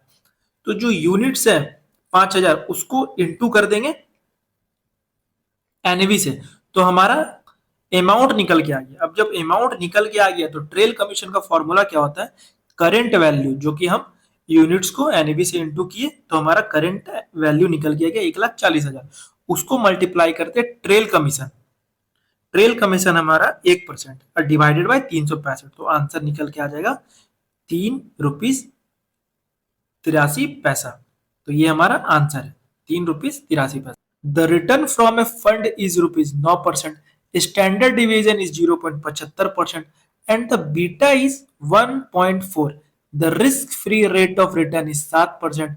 What is the denominator in the calculation of the Sharpe ratio.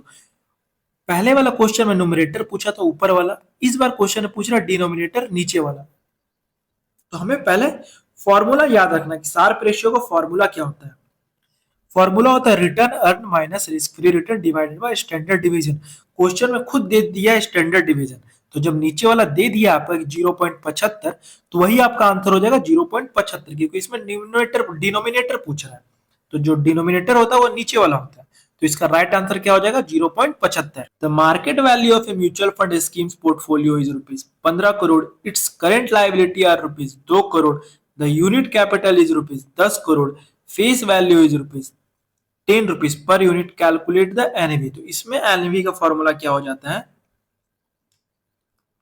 जो भी आप रिसीव कर रहे हो उसको प्लस करना है, और जो भी आपका लाइबिलिटीज है उसको माइनस करना है। मतलब एसेट्स जो होगी आपका टोटल एसेट्स, उसमें से टोटल लाइबिलिटीज को माइनस करेंगे, तो टोटल एसेट्स हमारा 15 करोड़, और जो टोटल लाइबिलिटीज है 2 करोड़, तो टोटल निकल के आ गया 13 करोड़। अब इसमें हमें यूनिट से डिवाइड करना, बट यहाँ यूनिट डायरेक्ट दिया हुआ नहीं है, यूनिट की जगह में क्या दिया हुआ है, यूनिट कैपिटल और फेस वैल्यू। तो यूनिट कैपिटल हमारा है 10 करोड़ और फेस वैल्यू है 10 रुपए, तो उसको जब डिवाइड कर देंगे तो 1 करोड़ हमारा आउटस्टैंडिंग यूनिट आ गया। आउटस्टैंडिंग यूनिट का फॉर्मूला है unit capital divided by face value. तो यहाँ जब डिवाइड किए 10 करोड़ को 10 रुपए से, तो 1 करोड़ आउटस्टैंडिंग यूनिट आ गया, तो 13 करोड़ में से 1 करोड़ को डिवाइड कर देंगे तो हमारा एनएवी निकल के आ जाएगा 13 रुपीज। एक company has a earning per share of rupees 5 and price to earning ratio of 30, what will be the market price of the share of this company। तो यहाँ पे जो market price of the share आपको निकालना है, तो market price का जो फॉर्मूला होता है price to earning into earning per share, ये दोनों को जब आप मल्टीप्लाई करेंगे तो आपका मार्केट प्राइस निकल के आ जाएगा। तो प्राइस टू अर्निंग है 30 और अर्निंग पर शेयर है 5, तो दोनों को इंटू किए तो 150, तो हमारा करेक्ट आंसर निकल के आया 150। ये सब फॉर्मूला है जो फॉर्मूला आपको याद करना है। Mohit need rupees 2 lakh in 5 years, the interest rate is 7%, the amount required today to be invested can be calculated by using the formula। तो आपको फॉर्मूला पता होना चाहिए कि फ्यूचर वैल्यू का फॉर्मूला क्या होता है, प्रेजेंट वैल्यू का फॉर्मूला क्या होता है। तो ये क्वेश्चन पूरा फॉर्मूला पे ही बेस है। तो यहाँ पे फ्यूचर वैल्यू का फॉर्मूला यही है, present value multiply by 1 plus R का पावर एन, एन यहाँ पर ईयर है, नंबर ऑफ ईयर, पर यहाँ पे पूछा जा रहा है आपका प्रेजेंट वैल्यू, फ्यूचर वैल्यू दिया हुआ, तो फ्यूचर वैल्यू 2 लाख हो गया, 1 प्लस 0.07 का पावर नंबर ऑफ ईयर्स, तो ये आपका राइट आंसर हो जाएगा। The risk free return of a scheme is 7%, the beta is 1.6 and the actual return earn is 9%, what is the Treynor ratio of the scheme. तो यहाँ पे ट्रायनर ratio पूछा जा रहा है, तो आपको ट्रायनर रेशियो का फॉर्मूला याद रखना होगा कि return earn minus risk free return divided by beta. तो यहाँ पे रिटर्न अर्न है 9%, रिस्क फ्री रिटर्न है 7%, दोनों को माइनस कर देंगे तो निकल के आ जाएगा 2, और डिवाइडेड बाय कर देंगे बीटा 1.6%, तो आंसर निकल के आ जाएगा 1.25। Miss Neeta needs rupees 5 lakh in 3 years from now, the interest rate is 6%, by which formula can we calculate the amount which is required to be invested today to achieve the goal। यहाँ भी future value और present value वाला formula लगेगा, उस formula से ये answer निकल के आ जाएगा। यहाँ पे प्रेजेंट वैल्यू पूछा जा रहा है, तो प्रेजेंट वैल्यू का फॉर्मूला क्या है, future value divided by 1 plus R का पावर एन, ये फॉर्मूला लगा के आप यहाँ पे आंसर निकाल सकते हैं। Miss Suresh invest rupees 2 lakh in a mutual fund with a face value of rupees 10 and NAV of rupees 50, how many units will be allotted. तो यहाँ यूनिट्स पूछा जा रहा है, तो यूनिट्स निकालने का फॉर्मूला क्या होता है, जो इन्वेस्टेड अमाउंट को डिवाइड कर देते हैं एनएवी से, तो यूनिट्स हमारा निकल के आ जाता है। तो 2 लाख को यहाँ पे डिवाइड कर देंगे 50 से, तो यूनिट्स हमारा 4000 यूनिट्स निकल के आ जाए। Miss Janvi invest rupees 2 lakh in an equity fund, the face value of this scheme is rupees 10 and the NAV is rupees 40, the exit load is 1%, how many units will be allotted to miss Janvi. यहाँ भी units पूछा जा रहा, तो units का formula क्या होता है, अमाउंट डिवाइडेड बाय एनएवी। तो यहाँ पे 2 लाख अमाउंट है, इन्वेस्टेड अमाउंट, और एनएवी है 40 रुपए, तो दोनों को डिवाइड कर देंगे तो यहाँ 5000 यूनिट निकल के आ जाएगा, हमारा आंसर हो जाएगा 5000। Mister x has invested rupees 2 lakh in A 370 day FMP and on maturity he receive rupees 2,15,832 rupees, what is the capital gain of this transaction. तो इन्वेस्टेड अमाउंट 2 लाख है, और जो हमें पैसा रिटर्न मिला वो 2,15,832 है, दोनों को माइनस कर देंगे तो हमारा कैपिटल गेन निकल के आ जाएगा। तो यहाँ पे 15,832 हमारा आंसर हो जाएगा। Calculate the Treynor ratio from the following data. Return from a mutual fund scheme is 7.5%, the beta is 0.62, the risk free rate of return is 6%। तो ट्रायनर रेशियो का फॉर्मूला क्या होता है? रिटर्न अर्न जो कि 7.5 है, फिर माइनस करेंगे रिस्क फ्री रिटर्न से जो कि 6 है, और डिवाइड कर देंगे बीटा से। तो यहाँ पे आंसर हमारा 2.42 निकल के आ जाएगा। Calculate the average holding period if the portfolio turnover ratio is 50%। तो एवरेज होल्डिंग पीरियड का फॉर्मूला होता है 1 divide by portfolio turnover ratio. तो 1 को डिवाइड कर देंगे 50%, तो हमारा आंसर 2 निकल के आ जाएगा, यानी कि 2 years इसका आंसर है। What is the NAV if the value of stock in a mutual fund scheme is rupees 100 crore, value of bond is rupees 10 crore, value of money market instrument is rupees 25 crore, dividend accrued but not received is 3 crore, and fees payable is rupees 5 crore. The number of outstanding unit is 75 lakh. तो ये हम लोग देख चुके हैं कि NAV का formula होता है कि जो भी चीज हम लोग को मिल रहा है उसको करेंगे प्लस, और जो भी चीज हमें पे करना पड़ रहा है, परचेस करना पड़ रहा है, फीस पे करना पड़ रहा है, उसको कर देंगे उससे माइनस, और डिवाइड कर देंगे नंबर ऑफ आउटस्टैंडिंग यूनिट से। तो यहाँ पर 177.33 रुपीज एनएवी निकल के आ जाए। Mutual fund scheme gives a return of 10% and the beta of that scheme is 0.5, the risk free return is 7.5%, what is the Treynor ratio of this scheme. Again फिर से ट्रायनर रेशियो का formula लगाएंगे और हमारा आंसर निकल के आ जाएगा। तो रिटर्न को, दोनों रिटर्न को माइनस करेंगे, पहले return earn on the scheme से माइनस करेंगे रिस्क फ्री रिटर्न को, तो आ जाएगा हमारा 2.5। अब उसको डिवाइड कर देंगे 0.5 से, यानी कि बीटा ऑफ द स्कीम से, तो हमारा आंसर निकल के आ जाएगा 5। तो 5 हमारा आंसर हो जाएगा। ट्रायनर रेशियो कितना हो जाएगा? 5%। An investor purchased through a distributor 5,000 units of a mutual fund scheme at an NAV of rupees 25. The current NAV of the scheme is rupees 43 rupees. What will be the trial commission for today if the trial commission rate is 1%? तो trial commission का हम लोग क्या formula देखे थे कि current value पहले निकालना पड़ता है, फिर उसको जो ट्रायल कमीशन हमें दिया हुआ है उससे मल्टीप्लाई करके डिवाइड बाय 365 कर देंगे। तो करंट वैल्यू कैसे निकलेगा? जो यूनिट्स दिया हुआ है 5,000 यूनिट्स को इंटू कर देंगे एनएवी से, तो हमारा करंट वैल्यू निकल के आ जाएगा 2,15,000। अब 2,15,000 को जो हमारा कमीशन रेट है 1% और डिवाइड बाय 365 करेंगे, तो हमारा आंसर निकल के आ जाएगा 5 रुपए 8904 पैसा। The NAV of an equity fund is rupees 76.45 and the face value is rupees 10. An investor invests rupees 30,000.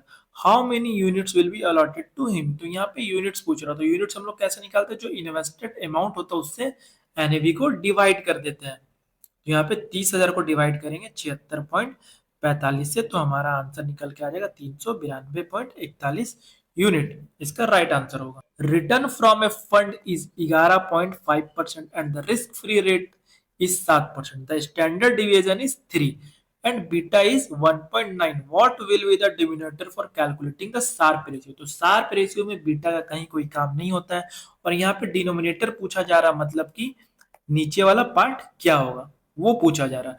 तो शार्प रेशियो का फॉर्मूला याद रखना है। शार्प रेशियो का फॉर्मूला क्या होता है? Return earn minus risk free return divided by standard division. Question में स्टैंडर्ड डिवीजन 3 दिया हुआ है और स्टैंडर्ड डिवीजन नीचे आ जाएगा, तो इसका आंसर हो जाएगा 3। Which of this is not included in the key information memorandum KIM. Key information memorandum किम में कौन सी इंफॉर्मेशन इंक्लूड नहीं होती है?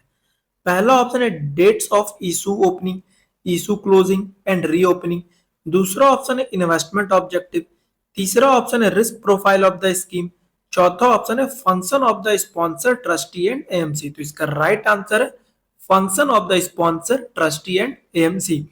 किम में सिर्फ स्कीम रिलेटेड इंपॉर्टेंट इंफॉर्मेशन होती है, जैसे investment objective, risk profile, asset allocation, benchmark, dividend policy, expenses, scheme performance. ये सब इन्वेस्टर को स्कीम समझने में हेल्प करता है। तो इसका राइट आंसर है function of the sponsor trustee and AMC. Identify the true statement with respect to addendum. Addendum के रिगार्डिंग कौन कौन से स्टेटमेंट सही है? पहला ऑप्शन है an addendum must accompany the KIM. दूसरा ऑप्शन है addendum is considered to be part of the scheme related documents. तीसरा ऑप्शन है both of the above are true. चौथा ऑप्शन है none of the above are true. तो इसका right answer है both of the above are true. Addendum एक officially update document होता है जो म्यूचुअल फंड डॉक्यूमेंट में टेम्पररी या इंटरिम चेंजेस बताता है। एडेंडम कब यूज होता है? जब किसी डॉक्यूमेंट में कोई चेंजेस या अपडेट आता है, जैसे कि फंड मैनेजर चेंज हो जाना, expense ratio change, address change, scheme detail update होना। एडेंडम स्कीम रिलेटेड डॉक्यूमेंट का पार्ट होता है। ये किम के साथ एक कंपनी करता है। ये इंटरिम अपडेट्स भी बताता है। तो इसका राइट आंसर है both of the above are true. As per the fair value principle laid out by SEBI, it is mandatory to disclose the valuation policy in SEBI के फेयर वैल्यूएशन प्रिंसिपल के according valuation policy को कहाँ disclose करना mandatory है? पहला option है statement of additional information, दूसरा option है statement of account send to investors periodically, तीसरा ऑप्शन है फंड फैक्ट शीट, चौथा ऑप्शन है the fair valuation principle are not to be put in public. तो इसका राइट आंसर है statement of additional information SAI. AMC को अपनी valuation policy और प्रोसीजर साई में डिस्क्लोज करने होते हैं। साई क्या होता है? साई एक डॉक्यूमेंट होता है जिसमें म्यूचुअल फंड हाउस की डिटेल इंफॉर्मेशन होती है। इसमें इंक्लूड होता है AMC detail, valuation policy, risk management practices, investment, investor services. तो आपको याद रखना होगा साई में जो सबसे ज्यादा पूछा जाता है वो वैल्यूएशन पॉलिसी किस में ऐड होता है, तो स्टेटमेंट ऑफ एडिशनल इंफॉर्मेशन में ऐड होता है। ये आप अच्छे से पढ़ लीजिए साई से related. The dash is used by the fund manager to communicate their views on the economy and the market to the investor. Fund manager अपने इकोनॉमी और मार्केट का व्यूज इन्वेस्टर तक पहुंचाने के लिए क्या यूज करता है? पहला ऑप्शन है की इंफॉर्मेशन मेमोरेंडम किम, दूसरा ऑप्शन है statement of additional information Sai, तीसरा ऑप्शन है स्कीम इंफॉर्मेशन डॉक्यूमेंट सिड, चौथा ऑप्शन है फंड फैक्ट शीट। तो इसका राइट आंसर है फंड फैक्ट शीट। और ये क्वेश्चन मैक्सिमम बार एग्जाम में आता है, तो इस क्वेश्चन को आप लोग अच्छे से पढ़े, इसका एक्सप्लेनेशन अच्छे से पढ़े। फंड फैक्ट शीट एक मंथली रिपोर्ट डॉक्यूमेंट होता है जो एएमसी पब्लिश करता है। ये भी एग्जाम में आता है कि फंड फैक्ट शीट कब पब्लिश होता है, क्या ये मैंडेटरी डॉक्यूमेंट है? तो ये मैंडेटरी डॉक्यूमेंट नहीं है और ये पब्लिश मंथली बेसिस पे होता है। फंड फैक्ट शीट में क्या क्या होता है? फंड का ऑब्जेक्टिव, पोर्टफोलियो होल्डिंग, कौन कौन से स्टॉक या बॉन्ड्स में है, fund performance, asset allocation, risk measures, fund manager commentary. तो सबसे ज्यादा जो इंपॉर्टेंट है इस टॉपिक से जो पूछा जाता है, फंड मैनेजर कमेंट्री किस रिपोर्ट किस डॉक्यूमेंट में होता है, तो वहां पे आपको फंड फैक्ट शीट टिक करना है। फंड मैनेजर कमेंट्री सेक्शन में इकोनॉमी और मार्केट के बारे में अपने व्यूज शेयर करते हैं। While the SID, SAI and KIM need to be updated periodically, the interim changes are updated by the AMC through the issuance। SID, SAI और KIM को टाइम टू टाइम अपडेट किया जाता है।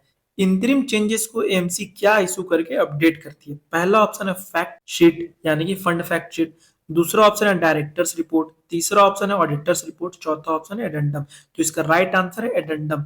कोई भी interim changes होता है तो वो एडेंडम के थ्रू आता है। म्यूचुअल फंड स्कीम का मेन डॉक्यूमेंट होता है सिड यानी कि scheme information document, SAI statement of additional information, KIM key information memorandum. ये फुल फॉर्म भी आप लोग याद रखिए, ये भी एग्जाम में आ जाता है। ये document time to time update होते हैं, लेकिन अगर बीच में कोई चेंजेस हो जाए जैसे इंटरिम चेंजेस तो एएमसी एडेंडम इशू करती है। एडेंडम क्या होता है? एक सप्लीमेंट्री अपडेट डॉक्यूमेंट होता है जो एग्जिस्टिंग डॉक्यूमेंट में टेम्पररी या इंटरिम चेंजेस बताता है। जैसे कि क्या क्या टाइप का चेंजेस हो गया? एक्सपेंस रेशियो चेंज हो जाना, fund manager change, address change, load structure change. ये एडेंडम डॉक्यूमेंट सिड और साई के साथ अटैच या सर्कुलेट किया जाता है। Identify the correct statement with respect to a fund fact sheet. Fund fact sheet के बारे में कौन सा स्टेटमेंट सही है? पहला option, a fund fact sheet has to be published only at the time of a new fund offer. दूसरा option, as per SEBI regulation a fund fact sheet has to be published on a monthly basis by the AMC। तीसरा option है fund fact sheet is published by AMC on a voluntary basis. चौथा option है all mutual fund distributor have to mandatory read the fund fact sheet before recommending a scheme to their investor. तो इसका right answer है a fund fact sheet is published by AMC on a voluntary basis. ये mandatory basis पे नहीं होता, voluntary basis पे होता है। तो ये आप लोगों को याद रखना होगा। सेबी ने फैक्ट शीट पब्लिश करना मैंडेटरी नहीं किया है, इसलिए एएमसी वॉलंटरी बेसिस पर फैक्ट शीट पब्लिश करती है। लेकिन प्रैक्टिकली ऑलमोस्ट सब AMC monthly fact sheet publish करती है क्योंकि इन्वेस्टर को इंफॉर्मेशन देनी होती है। सिड एक मैंडेटरी डॉक्यूमेंट है, किम और साई भी मैंडेटरी डॉक्यूमेंट है, बट फैक्ट शीट एक वॉलेंट्री डॉक्यूमेंट है। An addendum has to be issued for a changes in, addendum किस डॉक्यूमेंट में चेंज होने पर इशू किया जाता है? पहला ऑप्शन है फंड फैक्ट शीट, दूसरा ऑप्शन है half yearly result of the mutual fund, तीसरा ऑप्शन है स्कीम इंफॉर्मेशन डॉक्यूमेंट, चौथा ऑप्शन है स्टेटमेंट ऑफ एडिशनल इंफॉर्मेशन। तो इसका राइट आंसर है स्कीम इंफॉर्मेशन डॉक्यूमेंट, सिड। अगर सिड में कोई चेंजेस होता है तो एएमसी को एडेंडम इशू करना पड़ता है, एएमसी वेबसाइट पर पब्लिश करना पड़ता है। तो इसका right answer scheme information document, SID. Which of this information is not contained in the scheme information document? SID में कौन सी इंफॉर्मेशन इंक्लूड नहीं होती है? पहला ऑप्शन है names of securities in the schemes portfolio, दूसरा option investment objective of the scheme, तीसरा option है risk factor of the scheme, चौथा ऑप्शन है पोर्टफोलियो फीचर्स। तो इसका राइट आंसर है names of security in the schemes portfolio. Portfolio में कौन कौन से स्टॉक या बॉन्ड है, ये इंफॉर्मेशन सीड में नहीं होती, ये इंफॉर्मेशन मिलती है फंड फैक्ट शीट में, क्योंकि portfolio time to time change होता रहता है, इसलिए उसे सीड में फिक्स नहीं किया जाता। When is the scheme information document seed updated? Seed कब फ्रीक्वेंटली अपडेट होता है? पहला ऑप्शन है एवरी ईयर, दूसरा ऑप्शन है एवरी मंथ, तीसरा ऑप्शन है एवरी 2 ईयर्स, चौथा ऑप्शन है एवरी 6 मंथ। तो इसका राइट आंसर है एवरी 6 मंथ। सिड को हर 6 महीने में अपडेट करना होता है, जैसे कि सितंबर के एंड तक या फिर मार्च के एंड तक, मतलब साल में 2 बार अपडेट करना होता है। तो इसका राइट आंसर हो जाएगा every 6 month. Statement of additional information SAI has to be regularly updated and the updation has to be done by the end of 3 months every financial year. State whether true or false. क्या साई को हर साल update करना होता है और क्या यह update financially year के 3 मंथ्स के अंदर करना होता है? पहला ऑप्शन है ट्रू, दूसरा ऑप्शन है फॉल्स। तो इसका राइट आंसर है ट्रू। साई एक इंपॉर्टेंट डॉक्यूमेंट होता है म्यूचुअल फंड का, इसमें डिटेल इंफॉर्मेशन होती है एएमसी स्पॉन्सर ऑपरेशन के बारे में। हर फाइनेंशियल ईयर के बाद 3 मंथ के अंदर अपडेट करना जरूरी है। अगर कोई मेजर चेंजेस या मटेरियल चेंजेस होता है तो तुरंत अपडेट करना पड़ता है। अपडेट कहां पर होता है? म्यूचुअल फंड की वेबसाइट पर, मतलब कि एएमसी की वेबसाइट पर या फिर एमफी की वेबसाइट पर अपलोड किया जाता है। The valuation policy of a mutual fund is mention in which document? Mutual fund की वैल्यूएशन पॉलिसी किस डॉक्यूमेंट में लिखी होती है? पहला ऑप्शन है फंड फैक्ट शीट, दूसरा ऑप्शन है statement of additional information SAI, तीसरा ऑप्शन है annual accounts of the AMC, चौथा ऑप्शन है एडेंडम। तो इसका राइट आंसर है statement of additional information SAI. SAI एक डिटेल डॉक्यूमेंट होता है, इसमें ऑपरेशनल डिटेल्स होती है, इसलिए वैल्यूएशन पॉलिसी यही मेंशन होता है। बाकी ऑप्शन क्यों गलत है? फैक्ट में क्या हो गया? सिर्फ समरी होता है। एनुअल अकाउंट में फाइनेंशियल डेटा होता है। एडेंडम में चेंजेस, इंटरिम चेंजेस अपडेट के लिए होता है। तो इसलिए इसका राइट आंसर है स्टेटमेंट ऑफ एडिशनल इंफॉर्मेशन में ही वैल्यूएशन रूल्स एंड पॉलिसी होता है। If an investor wants to get updated monthly performance and portfolio data on mutual funds, which of the following document should he read? अगर investor को हर महीने updated performance और portfolio data चाहिए तो कौन सा डॉक्यूमेंट रीड करना चाहिए? पहला ऑप्शन है स्कीम इंफॉर्मेशन डॉक्यूमेंट, दूसरा ऑप्शन है फंड फैक्ट शीट, तीसरा ऑप्शन है की इंफॉर्मेशन मेमोरेंडम, चौथा ऑप्शन है स्टेटमेंट ऑफ एडिशनल इंफॉर्मेशन। तो इसका राइट आंसर है fund fact sheet. Fund fact sheet एक इंपॉर्टेंट डॉक्यूमेंट होता है जो म्यूचुअल फंड स्कीम की अपडेटेड इंफॉर्मेशन देता है, और ये जनरली हर फंड हाउस द्वारा मंथली बेसिस पर पब्लिश किया जाता है। फंड फैक्ट शीट कोई स्टैच्यूटरी रिक्वायरमेंट नहीं होती है, यानी ये लॉ के अकॉर्डिंग कंपलसरी नहीं है, लेकिन इन्वेस्टर को इंफॉर्मेशन देने के लिए रेगुलर शेयर की जाती है। तो इसका राइट आंसर है fund fact sheet. The key information memorandum KIM is an abridged version of which of this document? KIM किस डॉक्यूमेंट का शॉर्ट वर्जन होता है? पहला ऑप्शन है the yearly statement of the portfolio of the fund, दूसरा option है the half yearly statement of the financial statement of the fund, तीसरा option है the annual accounts of the fund, चौथा option है scheme related document SID and SAI. तो इसका right answer है scheme related document SID and SAI का ही वो शॉर्ट वर्जन होता है। किम यानी कि की इंफॉर्मेशन मेमोरेंडम असल में सिड यानी कि स्कीम इंफॉर्मेशन डॉक्यूमेंट और साई यानी कि स्टेटमेंट ऑफ एडिशनल इंफॉर्मेशन का समरी होता है। स्कीम का मेन डॉक्यूमेंट सिड और साई होते हैं। किम में इन दोनों डॉक्यूमेंट्स के इंपॉर्टेंट पॉइंट्स दिए होते हैं जो इन्वेस्टर के लिए जरूरी होते हैं। ताकि वो डिसाइड कर सके कि ये इन्वेस्टमेंट उसकी नीड्स के लिए सुटेबल है या नहीं। तो इसका राइट आंसर है scheme related document SID and SAI. Dash is are included in the key information memorandum KIM. KIM में क्या क्या इंक्लूड होता है? पहला ऑप्शन है name of the fund manager and trustee. दूसरा ऑप्शन है परफॉर्मेंस ऑफ स्कीम। तीसरा ऑप्शन है एसेट एलोकेशन प्लान। चौथा ऑप्शन है ऑल ऑफ द एबव। तो इसका राइट आंसर है all of the above. KIM असल में सिड और साई का शॉर्ट समरी होता है। किम में क्या क्या होता है? AMC, mutual fund trustee, fund manager और स्कीम के नाम। इशू डेट होता है, कब ओपनिंग हुआ, क्लोजिंग हुआ, रीओपनिंग हुआ। इन्वेस्टमेंट ऑब्जेक्टिव होता है, asset allocation pattern, risk profile, plan और option, benchmark index, dividend policy. Performance होता है कि फंड 1 साल में, 3 साल, 5 साल, 10 साल में क्या परफॉर्म किया। एक्सपेंस होता है उसका, इन्वेस्टर गिवरेंस डिटेल्स होता है। ये सारे चीज किम में होते हैं। Where is the performance data for all scheme across the mutual fund industry available? पूरे म्यूचुअल फंड इंडस्ट्री के सभी स्कीम का परफॉर्मेंस डेटा एक ही जगह कहाँ अवेलेबल होता है? पहला ऑप्शन है the scheme information document seed. दूसरा ऑप्शन है की इंफॉर्मेशन मेमोरेंडम किम। तीसरा ऑप्शन है एमफी वेबसाइट। चौथा ऑप्शन है द फंड फैक्ट सीट। तो इसका राइट आंसर है एमफी वेबसाइट। हर एएमसी के लिए ये मैंडेटरी है कि वो अपनी वेबसाइट पर स्कीम परफॉर्मेंस डैशबोर्ड पब्लिश करे और उसे रेगुलर बेसिस पर अपडेट करे। इससे इन्वेस्टर को स्कीम की परफॉर्मेंस ट्रैक करने में हेल्प मिलती है। साथ ही म्यूचुअल फंड स्कीम का performance data association of mutual fund in India AMFI की वेबसाइट पर भी अवेलेबल होता है। एमफी वेबसाइट पर सारे म्यूचुअल फंड स्कीम का परफॉर्मेंस डेटा मिलता है। डिफरेंट टाइम पीरियड जैसे कि 1 साल, 3 साल, 5 साल, 10 साल के हिसाब से डेटा देख सकते हैं। अलग अलग फंड कैटेगरीज के कंपैरिजन भी कर सकते हैं। तो इसका राइट आंसर है AMFI website. If you want to know the general risk factor then which document should he read? अगर किसी इन्वेस्टर को म्यूचुअल फंड के जनरल रिस्क फैक्टर समझना है तो उसे कौन सा डॉक्यूमेंट पढ़ना चाहिए? पहला ऑप्शन है फंड फैक्ट शीट। दूसरा ऑप्शन है डॉक्यूमेंट फील्ड विद सेबी। तीसरा ऑप्शन है की इंफॉर्मेशन मेमोरेंडम किम।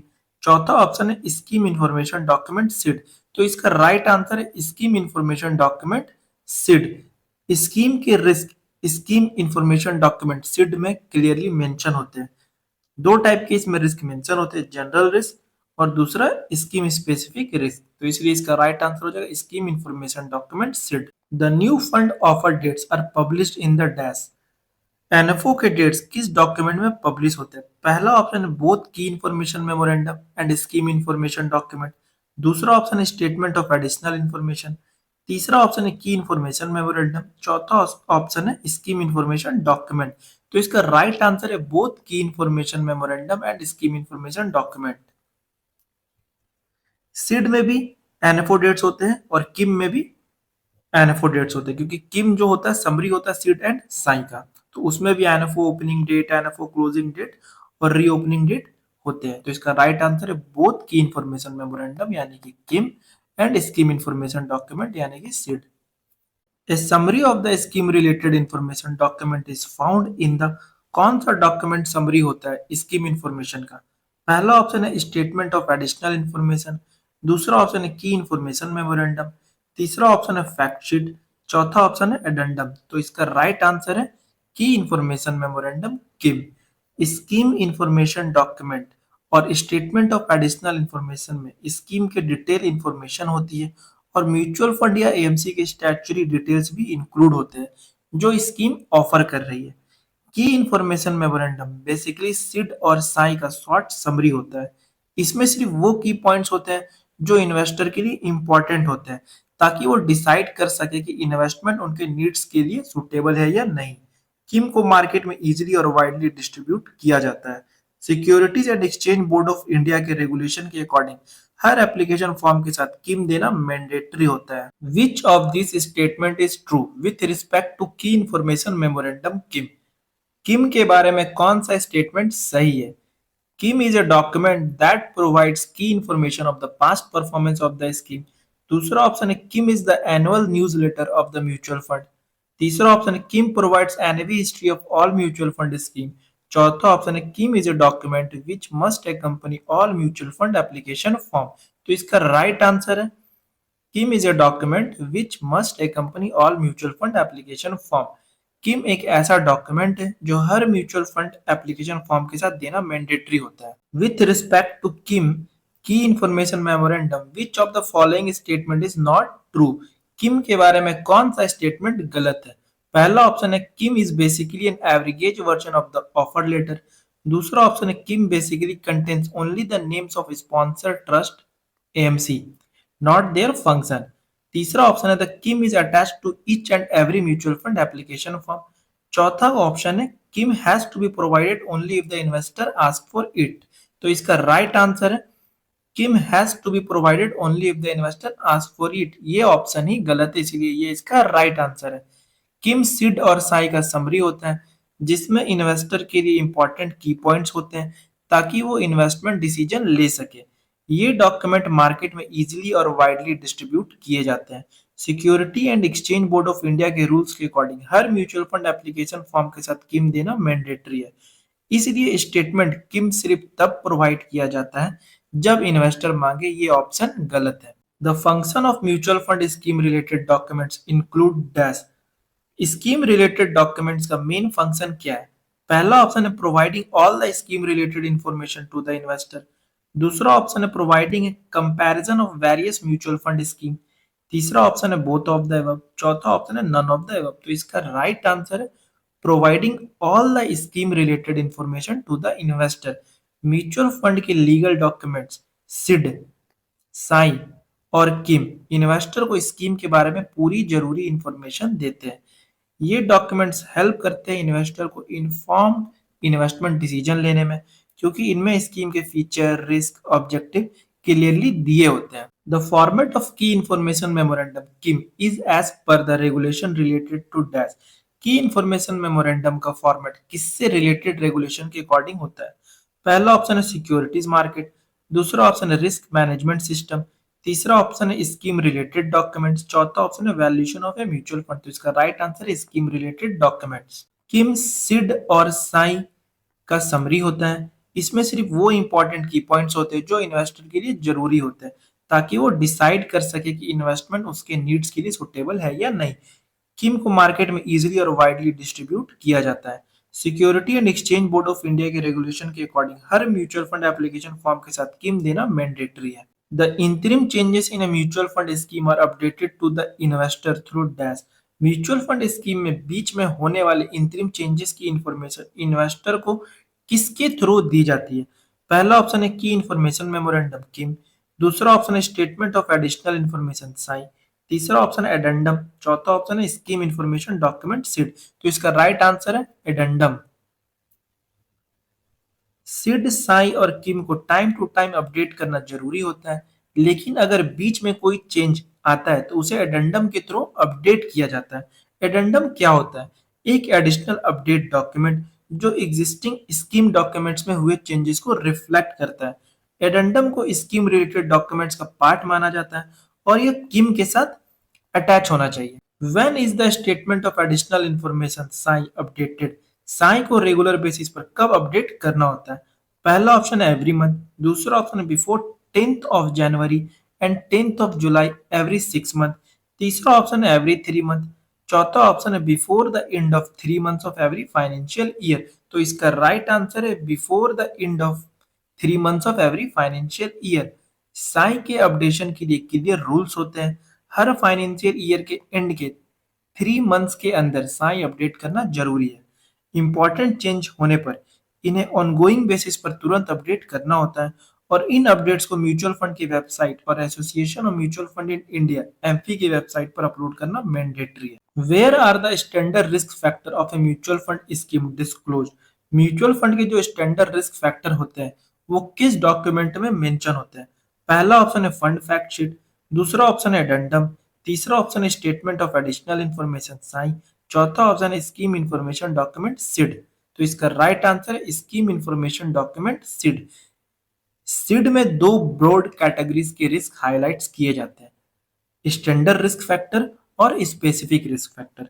स्टैंडर्ड रिस्क फैक्टर वो रिस्क होते हैं जो हर म्यूचुअल फंड इन्वेस्टमेंट में कॉमन होते हैं। स्पेसिफिक रिस्क फैक्टर वो रिस्क होते हैं जो किसी पर्टिकुलर एसेट कैटेगरी से रिलेटेड होते हैं। The synopsis of the scheme related information document is founded in the scheme के डॉक्यूमेंट का समरी कहाँ मिलता है? पहला ऑप्शन है statement of additional information SAI, दूसरा ऑप्शन है आर्टिकल ऑफ एसोसिएशन, तीसरा ऑप्शन है ट्रस्ट डीड, चौथा ऑप्शन है की इन्फॉर्मेशन मेमोरेंडम किम। तो इसका राइट आंसर है की इन्फॉर्मेशन मेमोरेंडम किम। की इन्फॉर्मेशन मेमोरेंडम असल में सीड और साई का समरी होता है। इन इसमें उन डॉक्यूमेंट्स के की पॉइंट्स होते हैं जो इन्वेस्टर के लिए जरूरी होते हैं, ताकि वो डिसाइड कर सके कि इन्वेस्टमेंट उसके नीड्स के हिसाब से सुटेबल है या नहीं। किम को मार्केट में आसानी से और वाइड लेवल पर डिस्ट्रीब्यूट किया जाता है। Securities and exchange board of India के रेगुलेशन के अकॉर्डिंग हर एप्लीकेशन फॉर्म के साथ किम देना मैंडेटरी होता है। If an investor in a multi-cap fund wants to know the industry-wise allocation of the funds, then which document should he refer to? अगर investor को मल्टी कैप फंड का industry sector allocation देखना है तो वो कौन सा डॉक्यूमेंट देखेगा? पहला ऑप्शन है फंड फैक्ट शीट, दूसरा ऑप्शन है सिड एंड साई, तीसरा ऑप्शन है इन्वेस्टमेंट मैनेजमेंट एग्रीमेंट, चौथा ऑप्शन है annual accounts of the AMC. तो इसका राइट आंसर है fund fact sheet. Mutual fund का एक सबसे पॉपुलर डॉक्यूमेंट होता है मंथली फंड फैक्ट शीट। इस डॉक्यूमेंट को investor, fund distributor, rating agency, research analyst, media extensively use करते हैं ताकि म्यूचुअल फंड के डिफरेंट स्कीम की इंफॉर्मेशन मिल सके। फंड फैक्ट शीट में इक्विटी स्कीम के लिए security wise allocation, industry and sector wise allocation दोनों क्लियर प्रोवाइड किए जाते हैं। SEBI has to approve the scheme related documents in dash. SEBI कितने टाइम में स्कीम डॉक्यूमेंट अप्रूव करता है? पहला ऑप्शन है 7 डेज, दूसरा ऑप्शन है 15 डेज, तीसरा ऑप्शन है 1 मंथ, चौथा ऑप्शन है SEBI does not approve the scheme related document, it only give its observation. तो इसका राइट आंसर है SEBI does not approve the scheme related document, it only gives it's observation. Security and exchange board of India mutual fund के scheme related documents को approve या disapprove नहीं करता, बल्कि सिर्फ अपना ऑब्जर्वेशन देता है। म्यूचुअल फंड को इन ऑब्जर्वेशन को डॉक्यूमेंट में इनकॉर्पोरेट करना होता है, इसलिए मार्केट में जो डॉक्यूमेंट्स अवेलेबल होते हैं वो सेबी द्वारा रिव्यू किए गए होते हैं, ना कि ऑफिशियली अप्रूव। तो इसका राइट आंसर है SEBI does not approve the scheme related document, it only give its observation. How often should the key information memorandum KIM be updated? KIM कितनी बार अपडेट करना चाहिए? पहला ऑप्शन है एवरी क्वार्टर, दूसरा ऑप्शन है twice in a year, तीसरा option है एटलीस्ट वंस ए ईयर, चौथा ऑप्शन है it need not to be updated after it is issued one. तो इसका राइट आंसर है twice in a year. Security and exchange board of India के 2021 circulation के according किम को कम से कम हर हाफ ईयरली में एक बार अपडेट करना जरूरी है, और ये अपडेट हाफ ईयर के एंड के 1 मंथ के अंदर करना होता है। ये अपडेट सितंबर और मार्च के एंड के डेटा और इंफॉर्मेशन के बेसिस पर होता है। Identify the information which is not included in the statement of additional information Sai. Sai में कौन सी इंफॉर्मेशन इंक्लूड नहीं होती? पहला ऑप्शन है tax, legal and general information, दूसरा ऑप्शन है current SIP return of the mutual fund scheme, तीसरा ऑप्शन है इन्वेस्टमेंट वैल्यूएशन नॉर्म्स, चौथा ऑप्शन है राइट्स ऑफ यूनिट होल्डर। तो इसका राइट आंसर है current SIP return of the mutual fund scheme. Statement of additional information Sai में mutual fund या MC की स्टैट्यूटरी इंफॉर्मेशन होती है, जैसे म्यूचुअल फंड के कॉन्स्टिट्यूएंट्स, यूनिट होल्डर्स के rights, investment valuation norms. SAI में स्कीम के रिटर्न की इंफॉर्मेशन नहीं होती। स्कीम के रिटर्न्स और परफॉर्मेंस रिलेटेड डिटेल्स आपको म्यूचुअल फंड फैक्ट शीट में मिलती है।